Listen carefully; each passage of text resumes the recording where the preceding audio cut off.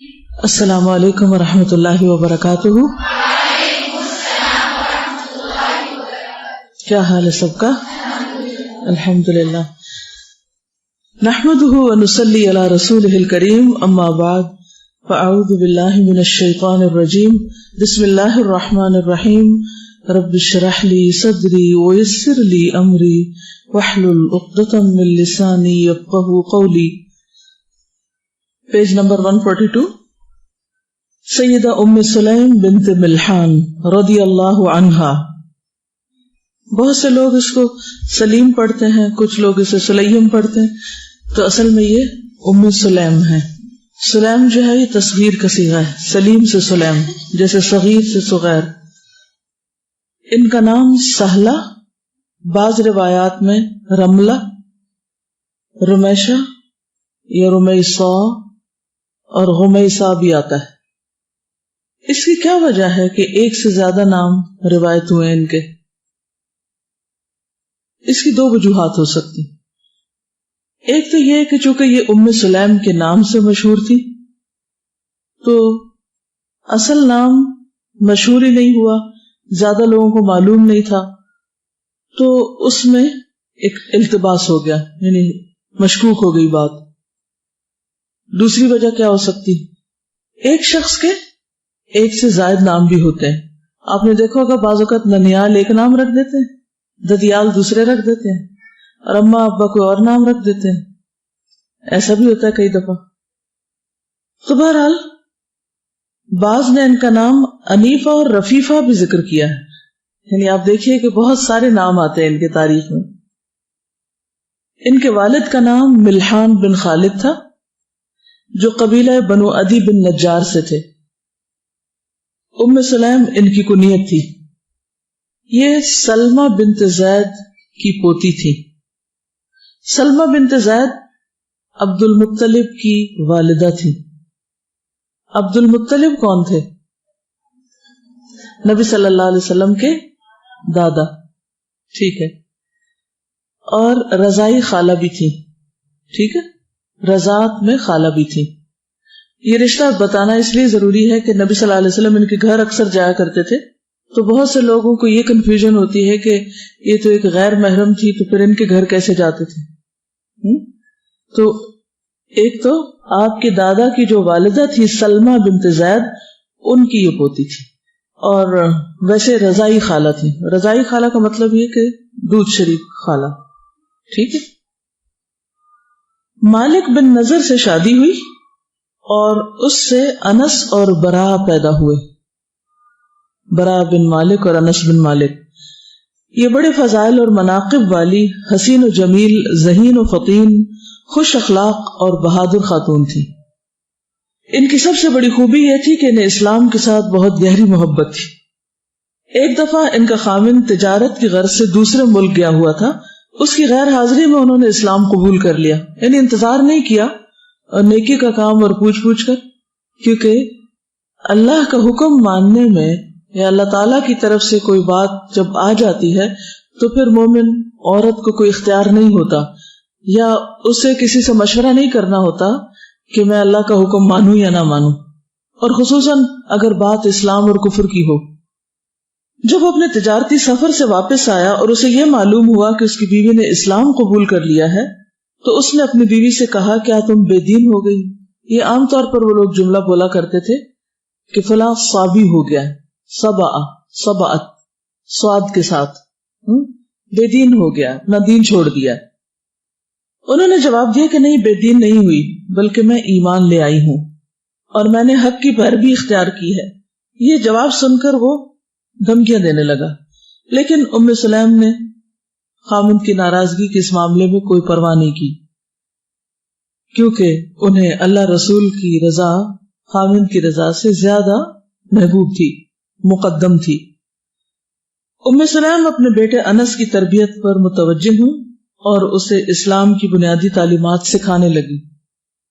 ایک عورت کا عام طور پر کردار کیا ہوتا ہے کہ جو چیز وہ اپنے لیے پسند کرتی ہے وہ فوراً اپنے بچوں کے لیے بھی پسند کرتی اور فوراً ان کے لیے سوچنے لگتی. تو ام سلیم نے بھی اپنے بیٹے کی طرف توجہ دی. یہ یاد رکھیے کہ یہ بیعت عقبہ ثانیہ سے پہلے مسلمان ہوئی تھی. نبی صلی اللہ علیہ وسلم ابھی ہجرت کر کے نہیں تشریف لے گئے تھے. ٹھیک ہے, تو یہ پہلے ہی مسلمان ہو گئی. ایک دن وہ اپنے بیٹے کو آذان کے کلمات سکھا رہی تھی, تو انہوں نے اپنے بیٹے سے کہا, اے انس, لا الہ الا اللہ محمد الرسول اللہ کہو. تو وہ بچہ بار بار ان کلمات کو دہرانے لگا. شوہر گھر ہی میں تھا, سن رہا تھا. جب اس نے یہ منظر دیکھا تو بہت ناراض ہوا کہ تم میرے بیٹے کو خراب کر رہی, تم اس سے باز آ جاؤ. ام سلیم نے بہت پر اعتماد لہجے اور ایمان بھرے جذبے سے کہا, میں اسے خراب نہیں کر رہی, میں اسے تعلیم دے رہی ہوں, اس کی رہنمائی کر رہی ہوں. یہ میرا لاڈلا ہے, بھلا میں اسے خراب کیوں کروں گی. سیدہ ام سلیم اور اس کے خامد کے درمیان اختلافات روز بروز بڑھتے گئے, کیونکہ دونوں کی سوچ بالکل مختلف تھی. اس نے تنگ آ کر اپنی بیوی کو دھمکی دیتے ہوئے کہا, اگر یہی صورتحال رہی اور تم نے اس دین کو نہ چھوڑا تو میں تجھے اور تیرے بیٹے کو اکیلا چھوڑ کر شام چلا جاؤں گا, میں ملک چھوڑ جاؤں گا. جب مالک بن نضر کو یقین ہو گیا کہ بیوی میری بات نہیں مانے گی تو ناراض ہو کر گھر سے نکل گیا. اپنی دھن میں جا رہا تھا کہ راستے میں اس کا دشمن سامنے آ گیا اور اس نے اسے قتل کر دیا. بعض روایات میں آتا ہے کہ شام جا کر اس کی وفات ہوئی, بعض کہتے ہیں راستے میں ہی مار دیا گیا. ام سلیم کو جب اپنے خامند کے قتل ہونے کا پتہ چلا تو انہیں بہت صدمہ ہوا. باوجود اس کے کہ اسلام نہیں قبول کیا اس نے اور وہ ان کے ساتھ اچھا سلوک نہیں کرتا تھا, لیکن ظاہر اچھے دن بھی گزرے تھے تو انہیں اس کا دکھ ہوا. ام سلیم نے پھر اپنے یتیم بیٹے یعنی حضرت انس کی اچھی طرح تربیت کرنے کی طرف پوری توجہ دی. کہا کہ جب تک یہ میرا بیٹا دودھ پینا چاہے گا میں اسے دودھ پلاؤں گی, کیونکہ اس وقت دودھ کی رضاعت کی کوئی مدت تو مقرر نہیں تھی نا, اور جب میرا بیٹا اجازت دے گا تو میں شادی کروں گی. ام سلیم اپنے بیٹے انس کی بہت اچھی طرح تربیت کرنے لگی, اللہ رسول کی محبت ان کے دل میں ڈالی.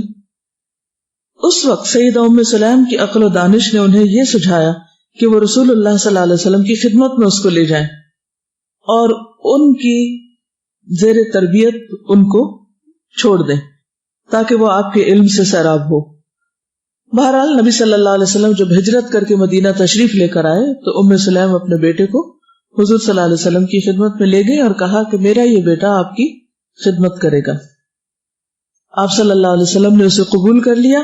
اس پر ام سلیم کو بہت خوشی ہوئی. اس کے بعد اب ان کی دوسری شادی ہوتی ہے ابو طلحہ انصاری سے. ابو طلحہ انصاری کو جب یہ پتا چلا کہ ام سلیم بیوہ ہو گئی ہیں اور انہوں نے ام سلیم کی خوبیوں کے بارے میں سن رکھا تھا تو انہوں نے شادی کا ارادہ کر لیا اور کہا کہ وہ مہر میں جتنا بھی سونا چاندی مانگے گی میں اس کو دوں گا, کیونکہ بہت امیر انسان تھے, دولت مند تھے.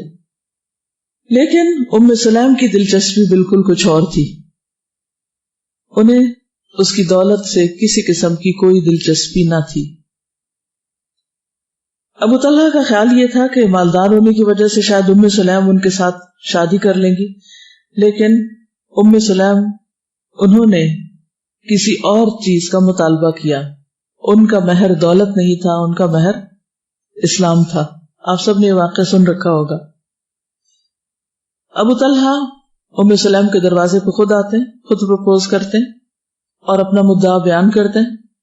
ام سلیم کہتی ہیں کہ تم ایک مشرک انسان ہو جو بتوں کی پوجا کرتے ہو, جسے فلاں حبشی نے لکڑی کو گھڑ کے بنایا ہے اپنے ہاتھ سے اور تم اس کو خدا مانتے ہو.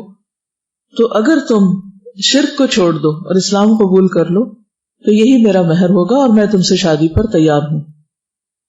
اس بات پر ابو طلحہ نے کوئی اعتراض نہیں کیا اور مسلمان ہو گئے. اب آپ دیکھیے کہ ایک طرف ایک شخص ہے کہ جس کو یہ اسلام کی طرف بلاتی ہیں اور وہ ناراض ہو کے گھر سے نکل جاتا ہے, دوسری طرف دوسرا شخص ان کے دروازے پہ آ کے دستک دیتا ہے اور یہ اس کو براہ راست اسلام پیش کرتی ہیں اور وہ اسلام قبول کر لیتا ہے اور اس طرح ان کی شادی ہو جاتی. اس سے کیا پتہ چلتا ہے؟ کوئی ایک بات بتائیے کہ جو ان کی شادی کے معاملے میں یا ان کی ازدواجی زندگی کے معاملے میں سامنے آتی, اس سے کیا لیسن ملتا ہے؟ جی, شادی کی بنیاد تقوی ہونی چاہیے اور ان کے دین میں بہت استقامت تھی. دین ہی کی خاطر ایک شوہر کی ناراضگی برداشت کی اور اللہ سبحانہ و تعالیٰ نے دنیا میں اس سے بہترین نعم البدل عطا کیا. وہ چاہتی تھی ان کا شوہر اسلام قبول کرے. اب یہ شادی کرنے جا رہی ہیں اور صرف ایک دفعہ کہنے پر ابو طلحہ اسلام قبول کر لیتے ہیں. وہ گھر چھوڑ کے چلے گئے اور یہ گھر پہ آ گئے. یہ کس چیز کا بدلہ تھا؟ یعنی ایک نعمت ہاتھ سے گئی اور دوسری نعمت دروازے پہ آ گئی. اس سے کیا سبق ملتا ہے کہ جب کوئی شخص اللہ کی خاطر کسی چیز کو چھوڑتا ہے تو اللہ تعالیٰ اس کو نہیں چھوڑتا اگر نیت واقعی خالص ہو.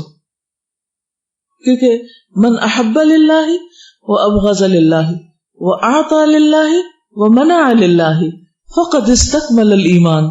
جس نے اللہ کی خاطر محبت کی اور اللہ کی خاطر بغض رکھا، اللہ کی خاطر کسی کو دیا اور اللہ کی خاطر روک دیا، اس نے اپنا ایمان مکمل کر لیا. گویا اس کے پاس ناقص ایمان نہیں، کامل ایمان ہے. تو یہ ان کے ایمان کا امتحان تھا جس میں یہ پوری اتری. وقتی طور پر دھچکا لگا، تکلیف ہوئی، شوہر گھر سے چلا گیا اور بعد میں بیوہ ہو گئی، لیکن اللہ سبحانہ وتعالیٰ نے انہیں دنیا میں بھی اس کا صلہ عطا کیا. کیونکہ انسان کا رزق، انسان کو ملنے والی خوشیاں، انسان کو ملنے والی تمام چیزیں دراصل اللہ کے ہاتھ میں ہے، بندوں کے ہاتھ میں کچھ بھی نہیں ہے. ہماری یہ بہت بڑی بھول ہوتی ہے کہ ہم اللہ پہ توکل کرنے کی بجائے بندوں کے ہاتھ میں جو کچھ ہے اس کو دیکھتے رہتے ہیں. اس لیے انہی سے ڈرتے ہیں، انہی کا دم بھرتے ہیں، انہی کو خوش کرنے کی کوشش میں لگے رہتے ہیں.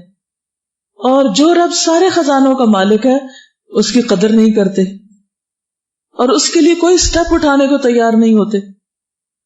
جی استاذہ، اس میں مجھے سب سے اچھی بات لگی وہ یہ ہے کہ ایک عورت بہت اچھی دائی بھی ہو سکتی ہے کہ وہ اپنے دلائل سے ایک دوسرے مرد کو بھی قائل کر سکتی ہے، جو اکثر سوچا جاتا ہے کہ عورت اچھی دلیل نہیں دے سکتی. شاید عورت ایک داعیہ بھی ہو سکتی ہے، اسلام کی دعوت دینے والی ہو سکتی ہے اور آغاز تو گھر سے کرتی ہے. تو آپ دیکھیے کہ سب سے پہلے وہ اپنے بچے کو اور شوہر کو اور گھر والوں کو بتا رہی ہے اور پھر اس کے بعد جہاں جہاں موقع آتا ہے.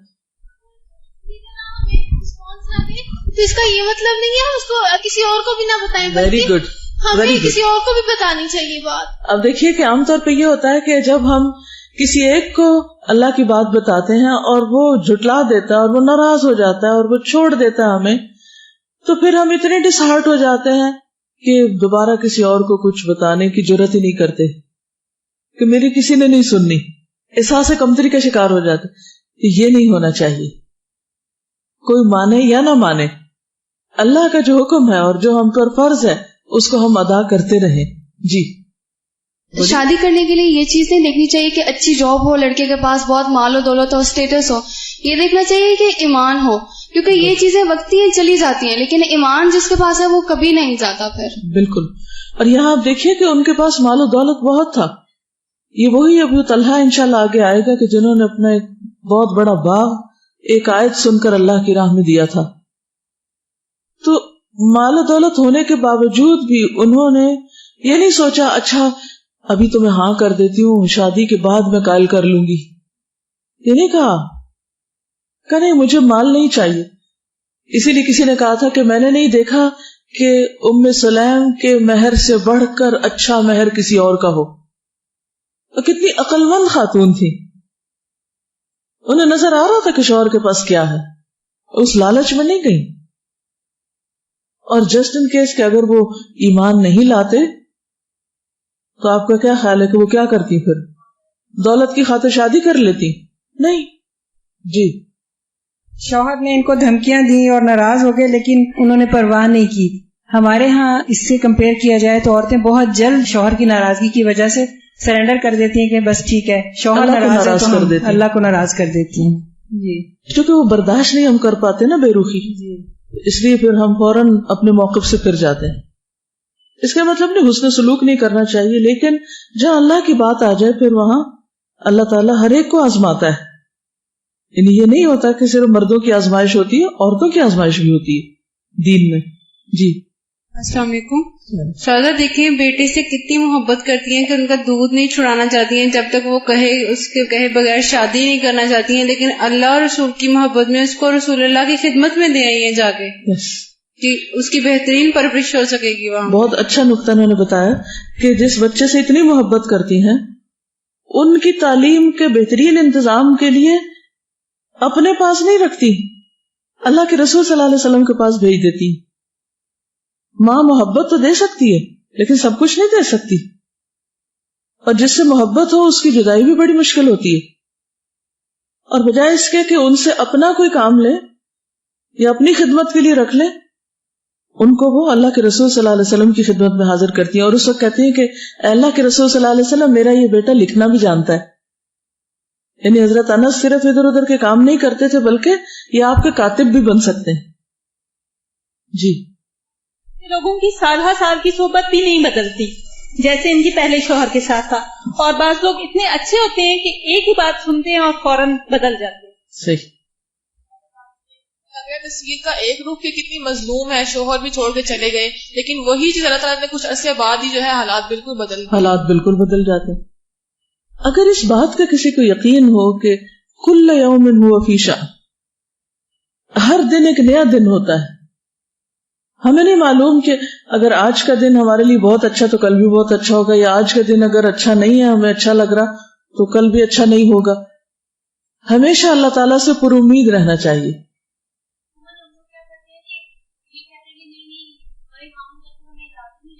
جی ہاں، خاوند سے مشورہ تو کرنا چاہیے، لیکن اگر وہ فرائض کی راہ میں، ایمان کی راہ میں رکاوٹ ہو تو پھر اس کے مشورے کے مطابق نہیں چلنا چاہیے، پھر اللہ کی مرضی کے مطابق اور اللہ کی رضامندی کے ساتھ چلنا چاہیے. چلیے آگے چلتے. پھر ہوا یہ کہ چونکہ انہوں نے کہا تھا کہ میرا بیٹا میرا نکاح کرے گا اور بیٹا بھی ولی ہو سکتا ہے، تو کہتے یہ ہیں کہ انہوں نے پھر اپنے بیٹے انس بن مالک سے کہا تم ابو طلحہ انصاری کے ساتھ میری شادی کا اہتمام کر دو. ہمارے کلچر میں کیا ہوتا ہے، بیٹے ماں کے دشمن ہو جاتے ہیں. ہماری ماں نے دوسری شادی کیوں کی، بول چال میل جول چھوڑ دیتے ہیں. یہ بالکل غیر اسلامی طریقہ ہے. اس کے بعد ابو طلحہ انصاری رسول اللہ صلی اللہ علیہ وسلم کی خدمت میں حاضر ہوئے. آپ اپنے صحابہ کو تعلیم دے رہے تھے. جب رسول اللہ صلی اللہ علیہ وسلم نے ابو طلحہ کو اپنی طرف آتے ہوئے دیکھا تو آپ نے فرمایا وہ دیکھو ابو طلحہ آ رہا ہے. اس کی دونوں آنکھوں کے درمیان اسلام کی چمک اور روشنی محسوس ہو رہی. ابو طلحہ نے رسول اللہ صلی اللہ علیہ وسلم کے پاس پہنچ کر آپ کو اس کے مہر کے بارے میں بتایا جو ام سلیم نے اس سے طلب کیا. پھر اس نے ساری محفل کے سامنے اپنے اسلام کا اظہار کیا. رسول اللہ صلی اللہ علیہ وسلم نے اس کی شادی ام سلیم کے ساتھ اسلام کو مہر کے قائم مقام ٹھہراتے ہوئے کر دی. یعنی نکاح آپ نے کیا اور اس کو مہر مان لیا. انصاری کہنے لگے ام سلیم کا مہر سب سے زیادہ انوکھا اور نرالا ہے اور وہ ہے اسلام. نسائی نے عبداللہ بن ابی طلحہ سے بیان کیا ہے، یہ ابو طلحہ کے پوتے ہیں، وہ روایت کرتے ہیں. انہوں نے انس بن مالک سے بیان کیا، وہ فرماتے ہیں تزوج ابو طلحہ ام سلیم فکان الصداق ما بینہم الاسلام. اسلمت ام سلیم قبل ابی طلحہ فخطبها فقالت انی قد اسلمت فان اسلمت انکحتک فاسلم فکان صداق ما بینہما. ابو طلحہ نے ام سلیم کے ساتھ شادی کی اور ان دونوں کے درمیان اسلام بطور مہر قرار پایا. ام سلیم ابو طلحہ سے پہلے مسلمان ہو گئی تھی. ابو طلحہ نے ان کو نکاح کا پیغام دیا تو اس نے کہا میں اسلام قبول کر چکی ہوں، تم بھی اگر مسلمان ہو جاؤ تو میں تم سے شادی کر لوں گی. تو اسلام دونوں کے درمیان مہر قرار پایا. ایک دوسری جگہ ثابت سیدنا انس بن مالک سے بیان کرتے ہیں کہ ابو طلحہ نے ام سلیم کو نکاح کی پیشکش کی تو اس نے کہا ابو طلحہ تیرے جیسے شخص کو تو مسترد نہیں کیا جا سکتا، لیکن تو کافر آدمی ہے اور میں ایک مسلمان عورت ہوں، میرے لیے جائز نہیں کہ تیرے ساتھ شادی کروں. ہاں اگر تو اسلام قبول کر لے تو یہ میرا مہر ہوگا، میں اس کے سوا تجھ سے کسی دوسری چیز کا مطالبہ نہیں کروں گی. اس نے اسلام قبول کر لیا تو یہ ام سلیم کا مہر قرار پایا. ثابت کہتے ہیں ہم نے ام سلیم کے مہر سے بڑھ کر انوکھا مہر کسی کا نہیں دیکھا اور وہ مہر اسلام تھا. ابو طلحہ کے ساتھ شادی کے بعد انہوں نے کئی بیٹوں کو جنم دیا. ابو طلحہ بڑے دولت مند ہونے کے ساتھ ساتھ بہت سخی بھی تھے. امام بخاری نے اسحاق بن عبداللہ بن ابی طلحہ کے حوالے سے بیان کیا ہے کہ انہوں نے انس بن مالک سے سنا، وہ فرماتے ہیں ابو طلحہ انصاری مدینہ میں کھجوروں کے باغات کی وجہ سے سب سے بڑھ کر دولت مند تھے. مسجد نبوی کے سامنے کی جانب واقع بیرحا نامی باغ انہیں سب سے زیادہ پسند تھا. قبلہ رو یعنی قبلے کی طرف تھا باغ. رسول اللہ صلی اللہ علیہ وسلم اس میں تشریف لے جاتے اور اس کا میٹھا اور عمدہ پانی پیتے تھے. انس فرماتے ہیں جب یہ آیت نازل ہوئی آل عمران 92، تم نیکی کو ہرگز نہیں پہنچ سکتے جب تک اپنی ان چیزوں میں سے اللہ کی راہ میں خرچ نہ کرو جنہیں تم عزیز رکھتے ہو، اور جو کچھ تم خرچ کرو گے اللہ خوب جاننے والا ہے. یہ سن کر ابو طلحہ اٹھ کر رسول اللہ صلی اللہ علیہ وسلم کی طرف چلے گئے. عرض کیا اللہ کے رسول، اللہ سبحانہ وتعالیٰ نے ارشاد فرمایا ہے لن تنالوا البر حتى تنفقوا مما تحبون. تو بیرحا کا باغ مجھے سب سے زیادہ پسند ہے. کوئی ایک چھوٹی سی چیز نہیں، کوئی کپڑا، کوئی جیولری، کوئی برتن، کوئی چھوٹی موٹی چیز نہیں، پورے باغ کا باغ. میں اسے اللہ کی راہ میں صدقہ کرتا ہوں اور میں امید رکھتا ہوں کہ یہ میرے لیے توشہ آخرت بنے گا. کیونکہ آخرت کا یقین اتنا تھا کہ انہیں پتا تھا آج دے رہے ہیں کل ملے گا. اور عرض کیا کہ اے اللہ کے رسول صلی اللہ علیہ وسلم، آپ اس باغ کو جہاں اللہ تعالیٰ آپ کو کہے خرچ کر دیں، جہاں دل چاہے دے دیں. رسول اللہ صلی اللہ علیہ وسلم نے فرمایا ذرا رکیے، یہ بڑا نفع بخش مال ہے. جو تم نے کہا میں نے سن لیا، تم اس مال کو اپنے قریبی رشتہ داروں میں تقسیم کر دو. ابو طلحہ نے کہا اے اللہ کے رسول صلی اللہ علیہ وسلم میں ایسا ہی کروں گا. ابو طلحہ نے اپنا یہ نفیس ترین باغ اپنے رشتہ داروں اور چچا کے بیٹوں کے درمیان تقسیم کر دیا.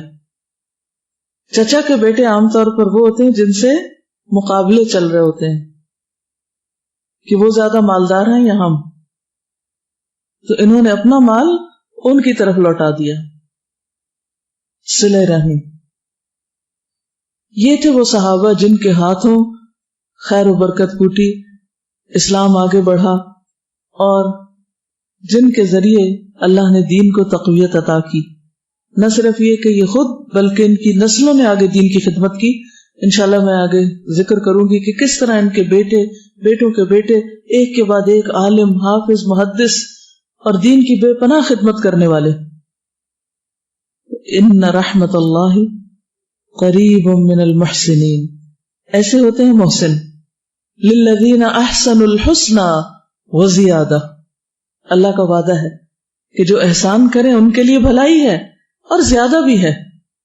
اللہ صرف اتنا نہیں دیتا جتنا بندہ دیتا ہے، کیونکہ اللہ سبحانہ وتعالیٰ تو رب ہے اور بندہ تو فقیر ہے. تو بندہ اپنی استطاعت کے مطابق جو دیتا ہے اللہ تعالیٰ اس سے کئی گنا بڑھ کے زیادہ دیتا ہے. لیکن جو کچھ ہمارے پاس ہے وہ ہم سب کے لیے ایک امتحان ہے کہ ہم کرتے کیا ہیں، اس سے کہاں خرچ کرتے ہیں. سید ام سلیم ابو طلحہ کی سخاوت سے خوش ہوا کرتی تھی اور ان کے جود و سخا میں شریک ہوتی تھی، ان کا ساتھ دیتی تھی. ظاہر شوہر مال نہیں دے سکتا جب تک کہ بیوی مددگار نہ ہو، سپورٹو نہ ہو، ساتھ دینے والی نہ ہو، انکریج کرنے والی نہ ہو. خواتین کا یہی حصہ ہوتا ہے، کیونکہ من یشفع شفاعۃ حسنۃ یکن لہ نصیب منہا. امام بخاری نے ابو ہریرہ سے روایت کیا ہے، وہ کہتے ہیں کہ ایک شخص نبی صلی اللہ علیہ وسلم کی خدمت میں حاضر ہوا. اسے بھوک لگی ہوئی تھی. آپ نے اپنی بیویوں کی طرف پیغام بھیجا کہ کچھ کھانے کو ہے تو بھیج دیں. سب کی طرف سے جواب آیا کہ پانی کے سوا کچھ نہیں. آپ نے اپنے صحابہ میں اعلان کیا آج اس شخص کو اپنا کون مہمان بنائے گا؟ انصار میں سے ایک شخص نے کہا یا رسول اللہ میں.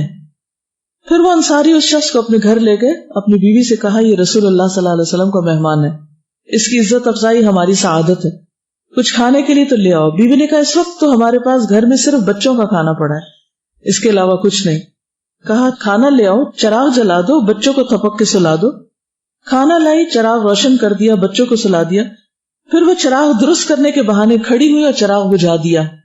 اندھیرے میں دونوں میاں بیوی نے ایسا انداز اختیار کیا گویا وہ دونوں بھی مہمان کے ہمراہ کھانا کھا رہے ہیں. حالانکہ دونوں نے کھانا تھوڑا ہونے کی وجہ سے خود کچھ بھی نہیں کھایا تھا، لیکن وہ شور اس طرح کر رہے تھے، ظاہر کیوں کر رہے تھے تاکہ مہمان کھا سکے. اور مہمان ہی کو کھانے کا موقع دیا، خود ساری رات بھوکے رہے، بچوں کو بھی بھوکا سلا دیا.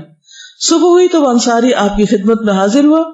آپ نے دیکھتے ہی فرمایا اللہ تعالیٰ کو تم دونوں کی طرف سے رات کا کارنامہ بہت پسند آیا. اسی مناسبت سے اللہ تعالیٰ نے یہ آیت نازل فرمائی سورۃ الحشر آیت 9. اور وہ ان لوگوں کے لیے بھی ہے جو ان مہاجرین کی آمد سے پہلے ایمان لا کر دار الہجرت میں مقیم تھے، یعنی انصار. یہ ان لوگوں سے محبت کرتے ہیں جو ہجرت کر کے ان کے پاس آتے ہیں، اور جو کچھ ان کو دیا جائے اس کی کوئی حاجت تک ہی اپنے دلوں میں محسوس نہیں کرتے. یعنی ان کے دلوں میں کسی قسم کی غرض لالچ نہیں ہوتی، کسی چیز کو حاصل کرنے کا انتظار نہیں ہوتا کہ مہاجرین کو کچھ مل رہا تو ہمیں کب ملے گا اور ہمیں کیا ملے گا. اور اپنی ذات پر دوسروں کو ترجیح دیتے ہیں، خواہ اپنی جگہ خود محتاج ہوں. حقیقت یہ ہے کہ جو لوگ اپنے دل کی تنگی سے بچ گئے وہی فلاح پانے والے. یہ ہیں دین کی خدمتگار، یہ ہیں صحابہ کرام جن کے اخلاق اور جن کے کردار کی گواہی خود قرآن دے رہا ہے. یہ کوئی جھوٹی کہانیاں نہیں ہیں، یہ افسانے نہیں ہیں. ایسے دل اور ایسے اخلاق اور ایسے کردار اور ایسے واقعات تو کہیں کہانیوں میں بھی آپ کو نہیں ملیں گے. اس معیار پر رکھ کے خود کو پرکھیں کہ کسی کے آنے پر ہمارے دلوں کا حال کیا ہوتا ہے، اور خود ضرورت مند ہو تو دوسرے کی ضرورت پوری کرتے وقت دل کا اور زبان کا اور سوچ کا کیا عالم ہوتا ہے. اور وہ بھی کسی خونی رشتے میں نہیں، صرف اور صرف اللہ کی خاطر، صرف اور صرف دین کے لیے. یہ تھے وہ لوگ جن کے دلوں سے تنگی نکل گئی تھی، یہ بچا لیے گئے تھے دلوں کی تنگی سے، انہی سے اللہ راضی ہوا. آج ہم دین کا کام کیوں نہیں کر پاتے؟ کیونکہ ہمارے اندر یہ اخلاق نہیں، یہ کردار نہیں، ایسے دل نہیں، ایسے جذبے نہیں. اور یہ یاد رکھیے کہ یہ دونوں میاں بیوی ام سلیم اور ابو طلحہ انصاری تھے جن کے بارے میں آیت نازل ہوئی. ابو ہریرہ بیان کرتے ہیں کہ ایک شخص نے رسول اللہ صلی اللہ علیہ وسلم کی خدمت میں حاضر ہو کر عرض کیا، اے اللہ کے رسول صلی اللہ علیہ وسلم، مجھے بہت بھوک لگی ہے. آپ نے اپنی بیوی کی طرف پیغام بھیجا، کھانے کے بارے میں پوچھا. اس نے کہا، مجھے قسم ہے اس ذات کی جس نے آپ کو حق دے کر بھیجا ہے، میرے پاس پانی کے علاوہ کچھ نہیں. رسول اللہ صلی اللہ علیہ وسلم نے اپنی دوسری بیوی کی طرف پیغام بھیجا، اس نے بھی یہی جواب دیا، یہاں تک کہ یکے بعد دیگرے ہر بیوی نے یہی کہا، قسم ہے اس ذات کی جس نے آپ کو حق دے کر بھیجا، ہمارے پاس پانی کے علاوہ کچھ نہیں. رسول اللہ صلی اللہ علیہ وسلم نے اپنے پاس بیٹھے ہوئے صحابہ سے کہا، آپ میں سے آج کون اس شخص کو اپنا مہمان بنائے گا؟ ایک انصاری اٹھے، کہا، اے اللہ کے رسول صلی اللہ علیہ وسلم، میں انہیں اپنا مہمان بناؤں گا. پھر وہ انصاری اس کو لے کر اپنے گھر چلے گئے. انصاری نے اپنی بیوی سے کہا، تیرے پاس کھانے کو کچھ ہے؟ اس نے کہا، بچوں کا کھانا ہے، کچھ نہیں. اس نے کہا، بچوں کو تھپکی دے کے سلا دو، جب ہمارا مہمان اندر آئے تو چراغ بجھا دینا، ہم اندھیرے میں ظاہر کریں گے کہ ہم بھی مل کے کھانا کھا رہے ہیں. وہ کھانے کے پاس بیٹھ گئے، مہمان نے کھانا کھایا. صبح کے وقت وہ انصاری آپ کی خدمت میں حاضر ہوا تو آپ نے دیکھتے ہوئے فرمایا، اللہ کو تم دونوں نے جو اپنے مہمان کے ساتھ حسن سلوک کیا وہ بہت زیادہ پسند آیا. اور ایسا کرنے والے ام سلیم اور ابو طلحہ انصاری تھے. یہ ایک ہی واقعہ دو مختلف سندوں سے روایت ہوا. یہاں پر آپ کچھ کہنا چاہیں تو کہیے، اس کے بعد ہم آگے چلیں گے. جی. اس عادت میں ہمیں نظر آ رہا ہے کہ دونوں میاں بیوی سپورٹی میں ایک دوسرے کے ساتھ نیکی کے کام میں مدد کر رہے ہیں، ہیلپ کر رہے ہیں ایک دوسرے کے. جی. اچھا، انہوں نے تو یہ بھی نہیں سوچا کہ گھر میں کچھ ہے بھی کہ نہیں، بس مہمان لیے اور چلے گئے اور جا کے پوچھتے کہ کیا ہے. استاد ایک بات یہ کہ جب اللہ تعالیٰ کی راہ میں خرچ کرنے کی باری آئی تو انہوں نے اپنی سب سے پسندیدہ چیز اللہ کی راہ میں خرچ کی. ہم لوگ کیا کرتے ہیں کہ بس سوچ میں پڑے رہتے ہیں کہ یہ دیں یا یہ نہ دیں. بالکل. جی. استاذہ ایک تو یہ کہ جب انہوں نے کہا کہ وہ ان کی ہر نیکی میں اور سخاوت میں شریک ہوتی تھی، تو مطلب ابو طلحہ نے جتنی اسلام لانے کے بعد نیکیاں کی ان سب کا بھی ریوارڈ انڈائریکٹلی ان کو گیا. جی. جب تک آپ سیلف لیس نہیں ہوتے نا تب تک آپ دین کی روح کو نہیں پا سکتے اور نہ اس کو پھیلا سکتے ہیں. بالکل. جب تک آپ سیلف لیس نہیں ہوتے آپ دین کی نہ روح پا سکتے ہیں، نہ آپ کے اپنے عمل میں کوئی چیز آتی ہے اور نہ ہی آپ اس کو آگے لے جا سکتے ہیں. کیونکہ دعوت دینا، لوگوں کے لیے تڑپنا، یہ اپنی ذات سے بالا ہو کے صرف انسان سوچ سکتا ہے. خود غرض انسان کبھی بھی نہیں یہ کام کر سکتا، کیونکہ اس میں تو صرف انسان کو تکلیفیں ہی تکلیفیں ہوتی، دینے والا ہی بننا پڑتا ہے. جی. اس میں یہ پتا چلتا کہ انہوں نے باغ دے دیا لیکن وہ اس قدر خوش ہوئے, اتنا قیمتی باغ دینے کے باوجود بھی وہ خوش ہے. بالکل. اور ایک ان کا یہ نا کہ ان کا ایثار کا لیول اتنا تھا کہ وَيُؤْثِرُونَ عَلَىٰ أَنفُسِهِمْ وَلَوْ كَانَ بِهِمْ خَصَاصَةٌ, اور پھر انہوں نے مطلب رات کے اندھیرے میں انہوں نے یہ کام کیا اور اس کی اللہ نے اتنی قدردانی کی کہ ہم آج اس چیز کو پڑھ رہے ہیں. بالکل. اور معلوم نہیں لاکھوں لوگ اس واقعے سے متاثر ہو کر کس کس طرح بدلے ہوں گے اور انہوں نے کیسے کیسے خیر کے کام کیے ہوں گے, کیونکہ دوسروں کی زندگی ہمارے لیے ایک رہنمائی اور روشنی بن جاتی. مجھے جو ان کے کردار میں نظر آ رہی ہے بات کہ وہ اتنی اسٹرانگ ماں ہیں کہ حضرت انس کی جیسے تربیت کرتی ہیں, ان کے اس کا باپ کافر ہے لیکن اسے کلمہ سکھا رہی ہیں. پھر ابھی دیکھیے کہ مہمان آتے ہیں تو ان کے فادر کہتے ہیں کہ آپ بچوں کو تبکی دے کے سلا دیجیے, حالانکہ بچے بھوکے ہیں. تو انہوں نے اپنے بچوں کی ڈائٹ ہیبٹس کو ایسا رکھا تھا کہ وہ بھوک میں بھی تبکی پہ سو گئے. اب ہمارے بچوں کی ہم نے اپنی ڈائٹ ہیبٹس اتنی خراب کی ہوئی ہیں کہ وہ طرح طرح کے کھانے مطلب جب تک نہ کھا لیں تو سونا تو دور کی بات وہ دم نہیں لینے دیتے, اور وہ کسی اور کو دینے والے بھی نہیں ہوتے کیونکہ ان کی خواہش ہوتی ہے کہ ایک لمبی لسٹ ہے کہ مجھے یہ بھی ملنا چاہیے, اس وقت یہ کیوں نہیں ہے, یہ کیوں نہیں ہے, ایسا کیوں نہیں, ویسا کیوں نہیں. گھر میں کھانا پکا ہوتا ہے اور باہر سے آرڈر کر رہے ہوتے ہیں. جی, اور گھر والا کھا کے ناشکری بھی کرتے ہیں. اور یہ کہ بچوں کی ڈائٹ ہیبٹس کا ان کے اوپر کتنا افیکٹ ہوتا ہے نا, یہی بچے پھر آگے دینے والے بھی بنتے ہیں جو طبقیوں پہ سو جاتے ہیں.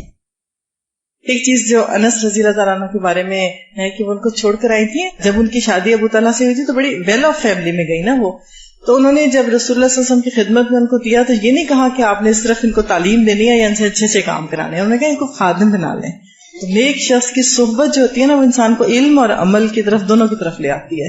اور ہمارے یہاں اگر ہم کہتے ہیں کہ دین کا کام کرنا ہے اور اگر کوئی ڈیوٹی دے دی جائے کہ ریسپشن پہ یا اس طرح کام کرنا ہے تو فوراً ہم ہماری شان کے خلاف. بالکل. جو اللہ تعالیٰ نے یہاں وَمَن يُوقَ شُحَّ نَفْسِهِ فَأُولَٰئِكَ هُمُ الْمُفْلِحُونَ, فلاح پانے کے لیے نفس کی شوہ سے جو ہے بچنا, یہ یعنی ایک اس کا کرائٹیریا ہے. اور اس سے ایک تو دعا کرنی چاہیے کیونکہ اللہ تعالیٰ کہہ رہے ہیں جو بچا لیا گیا, اور دوسرا یہ کہ صرف یہی مال خرچ کرنا ہی نہیں ہوتا, یعنی اسی کے لیے شوہ نہیں ہوتا, بلکہ شوہ ایک طبیعت میں جو کسی کی بھی بہتری یا اس کی کسی بھی نعمت کا کسی کا اقرار یا تعریف نہ کر سکنا, یہ بھی شوہ میں آتا ہے. تو ہم خاص طور پر عورتوں کو بہت زیادہ اس کے لیے دعا کرنی چاہیے اور کوشش کرنی چاہیے اس سے بچانے. جی سادہ, جیسے آپ نے بولا کہ ایک شخص گیا تو اللہ نے ان کے پاس جو ہے وہ دوسرا شخص بھیج دیا, تو میں نے یہ آبزرو کیا کہ جو لوگ اس چیز سے بے نیاز ہو جاتے ہیں نا کوئی کام کر کے کہ میں نے کچھ کیا ہے, یا مطلب وہ نہیں سوچتے کہ اچھا میں نے کچھ کیا یا میں نے کوئی قربانی دی تو مجھے اس کا ایکولی ریوارڈ ملے, جو اس چیز سے بے نیاز ہو کے صرف اللہ کے ساتھ ان کی انٹینشن پیور ہوتی ہے ان کو ہی ایسا ریوارڈ ملتا ہے. جو لوگ کچھ کر کے یہ امید لگا کے بیٹھ جاتے ہیں نا کہ اب ہمیں کچھ ملے گا اس کے بدلے میں بڑا اچھا, تو ان کے ساتھ پھر ایسے نہیں ہوتا. جی ہمیں پتہ چلتا ہے کہ پیروی کتنی ہے, ایک جیسے ہی حکم آیا اللہ کا انہوں نے فوراً سے پہلے وہ دے دیا. بالکل. السلام علیکم. بینگ اے فیمیل, ہم فیمیلز کے پاس بہت جینوئن ایکسکیوز ہوتا ہے, ہم اس کو بڑا جینوئن سمجھتے ہیں کہ ہمارے ہسبینڈس نہیں مانتے, یا دین میں تو یہی ہے کہ ہسبینڈس کے فرما بردار ہوں تو ہم کیسے گھر سے نکلیں, کیسے دین سیکھیں, کیا کریں. لیکن اگر انہی فیمیلز کو دیکھا جائے, ہماری میجورٹی فیمیلز جو ہیں وہ ہسبینڈس کے فرما بردار نہیں ہوتی ہیں. جب انہوں نے ایکسٹرا ویگنٹلی خرچ کرنا ہوتا ہے, شاپنگ کرنی ہوتی ہے, شادیوں میں بہت دکھاوا کرنا ہوتا ہے, ہر چیز میں اپنی مرضی, ہر چیز میں, بچوں کے بارے میں بھی جو بھی ڈیسیژنس ہے, لیکن دین کے معاملے میں کہا جائے تو فوراً وہاں پہ فرما بردار ہو جاتے ہیں ہم سب. ہم لوگ آج کل دیکھتے ہیں کہ ہم لوگ اگر اللہ کی راہ میں کچھ دیتے بھی ہیں, چاہے نیت صاف بھی ہو, تو اکثر لوگوں کی نیت دنیا میں ایسے ہوتی ہے کہ جو ہم نے دیا اللہ تعالیٰ ہمیں اس کا دگنا دے دے گا دنیا میں ہی. لیکن جن لوگوں کی نیت اور ایمان اتنا خالص ہوتا ہے کہ ان کو پتا ہوتا ہے اللہ کا یہ ہمارا اجر محفوظ ہو جائے گا, تو آخرت تب ہی جا کے وہ چیز خرچ کرنے والی آتی ہے انسان کے اندر. بالکل. استاذ یہ بھی تھا کہ وہ طلحہ جو آپ بات کر رہی تھی کہ مہمان کو فوراً سے گھر لے کے آ گیا, ان کو پتا نہیں تھا گھر میں کچھ ہے, اس سے یہی پتا چلتا ہے کہ ام سلیم نے ان کو کتنا کانفیڈینس دیا ہوا تھا کہ آپ کسی کو بھی لے آئیں, کوئی مسئلہ نہیں. اصل میں گھر میں ہسبینڈ وائف میں اتفاق ہوتا ہے تو بہت ساری گھر کے اندر سے خیر نکلنے لگتی ہے. کہیں پر لوگ مل کے کسی مسجد میں, مدرسے میں, کسی کام کی جگہ پر اگر مل کے کوئی کام کرتے ہیں تو وہاں سے خیر پھوٹنے لگتی, بادل اکٹھے ہوتا ہے تو بارش برسنے لگتی. ٹھیک ہے نا, چلیے آگے چلتے ہیں. ام سلیم کے بھائی کی شہادت. بخاری نے انس بن مالک کے حوالے سے روایت نقل کی ہے کہ نبی کریم صلی اللہ علیہ وسلم مدینہ منورہ میں ام سلیم کے گھر کے علاوہ کسی گھر میں تشریف نہیں لے جاتے تھے، یعنی آپ لوگوں کے گھر نہیں جاتے تھے سوائے ام سلیم کے. آپ سے جب سبب دریافت کیا گیا تو آپ نے فرمایا انی ارحمھا قتل اخوھا معی، مجھے اس پہ ترس آتا ہے کیونکہ اس کا بھائی میرے ہمراہ لڑتا ہوا شہید ہوا ہے. امام بخاری نے انس بن مالک سے بیان کیا ہے کہ نبی کریم صلی اللہ علیہ وسلم نے ام سلیم کے بھائی کو 70 شہ سواروں کے ساتھ ایک مہم پر بھیجا تھا. کچھ یاد ہے کون سی مہم تھی یہ؟ بئر مونا کا جو واقعہ ہوا تھا، رائٹ. اس کی وجہ یہ تھی کہ مشرکوں کے سردار عامر بن طفیل نے رسول اکرم صلی اللہ علیہ وسلم کے سامنے 3 صورتیں رکھی تھی. اس نے کہا یا تو یہ کیجئے کہ دیہاتی آبادی پر آپ کی حکومت اور شہری آبادی پر میری ہو، یا پھر آپ مجھے اپنا جانشین مقرر کیجئے، ورنہ پھر میں ہزاروں غطفانیوں کو لے کر آپ پر چڑھائی کر دوں گا. اس پر آپ نے اس کے لیے بددعا کی اور ام فلاں کے گھر میں وہ مرض طاعون میں گرفتار ہوا. کہنے لگا اس فلاں کی عورت کے جوان اونٹ کی طرح مجھے بھی غدود نکل آیا ہے، میرا گھوڑا دو. وہ گھوڑے کی پشت پہ ہی مر گیا، یعنی وہاں سے نکلنا چاہ رہا تھا. بہرحال ام سلیم کے بھائی حرام بن ملحان، ایک اور صحابی جو لنگڑے تھے اور ایک تیسرے صحابی جن کا تعلق بنی فلاں سے تھا آگے بڑھے. حرام نے ساتھیوں سے کہہ دیا تھا کہ تم میرے قریب ہی رہنا، میں ان کے پاس پہلے جاتا ہوں. اگر انہوں نے مجھے امن دیا تو تم لوگ قریب ہی ہو، اور اگر انہوں نے مجھے قتل کر دیا تو آپ حضرات اپنے ساتھیوں کے پاس چلے جائیں. چنانچہ قبیلے میں پہنچ کر انہوں نے کہا کیا تم مجھے امان دیتے ہو کہ میں رسول اللہ صلی اللہ علیہ وسلم کا پیغام تمہیں پہنچا دوں؟ پھر وہ رسول اللہ صلی اللہ علیہ وسلم کا پیغام انہیں پہنچانے لگے. تو قبیلے والوں نے ایک شخص کو اشارہ کیا اور اس نے پیچھے سے آ کر ان پر نیزے سے وار کر دیا. حمام کہتے ہیں کہ میرا خیال ہے کہ نیزہ آر پار ہو گیا تھا. حرام کی زبان سے اس وقت نکلا اللہ اکبر، رب کعبہ کی قسم میں نے تو اپنی مراد حاصل کر لی. تو ایک طرح سے آپ کو یہ سفیر بن کے گئے تھے اور یہ مارے گئے تھے. اس بنا پر بھی آپ ان کی بہت قدر کرتے تھے، ان کے خاندان کی. نبی کریم صلی اللہ علیہ وسلم کی ام سلیم کے بیٹے کے حق میں دعا. انس بن مالک کا بیان ہے رسول اللہ صلی اللہ علیہ وسلم میری والدہ ام سلیم کے پاس تشریف لائے. انہوں نے آپ کی خدمت میں کھجور اور گھی پیش کیا. آپ نے روزہ رکھا ہوا تھا. آپ نے فرمایا کہ کھجور کو کھجور والے برتن میں، گھی کو گھی والے برتن میں واپس رکھ دو. پھر آپ گھر کے کونے کی طرف گئے، وہاں 2 رکعت نماز ادا کی. ہم نے آپ کے ساتھ نماز پڑھی. پھر آپ نے ام سلیم اور ان کے اہل خانہ کے حق میں خیر و برکت کی دعا کی. ام سلیم نے کہا اللہ کے رسول صلی اللہ علیہ وسلم میری ایک خاص دلی تمنا ہے. آپ نے پوچھا وہ کیا؟ انہوں نے کہا کہ میرے بیٹے انس کے حق میں بھی دعا کر دیں. تو آپ صلی اللہ علیہ وسلم نے میرے حق میں دنیا اور آخرت کی خیر و برکت کی دعا کی. آپ نے میرے لیے یہ دعا کی اللہم ارزقہ مالا وولدا وبارک لہ فی، الہی اسے مال اور اولاد عطا کر اور اسے برکت عطا فرما. کہتے ہیں کہ انصار میں مجھ سے زیادہ مالدار کوئی نہ تھا، اور یہ حضور صلی اللہ علیہ وسلم کی دعا کی برکت سے. انس بن مالک کی بڑی بیٹی کا بیان ہے کہ ابا جان کی نسل سے یعنی حضرت انس کی نسل سے 120 افراد کو دفن کیا جا چکا ہے. یعنی اتنا قبیلہ بڑھ گیا تھا ان کا.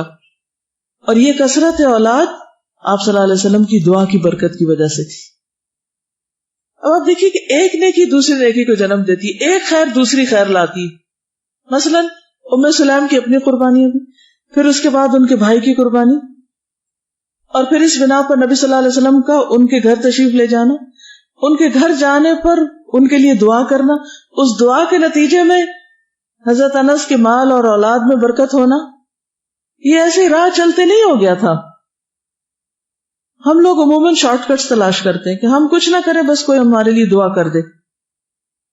جب آپ اللہ کی خاطر خالصتاً کوئی قربانی کرتے ہیں تو اللہ تعالیٰ دوسروں کے دل میں آپ کے لیے رحم ڈال دیتا ہے.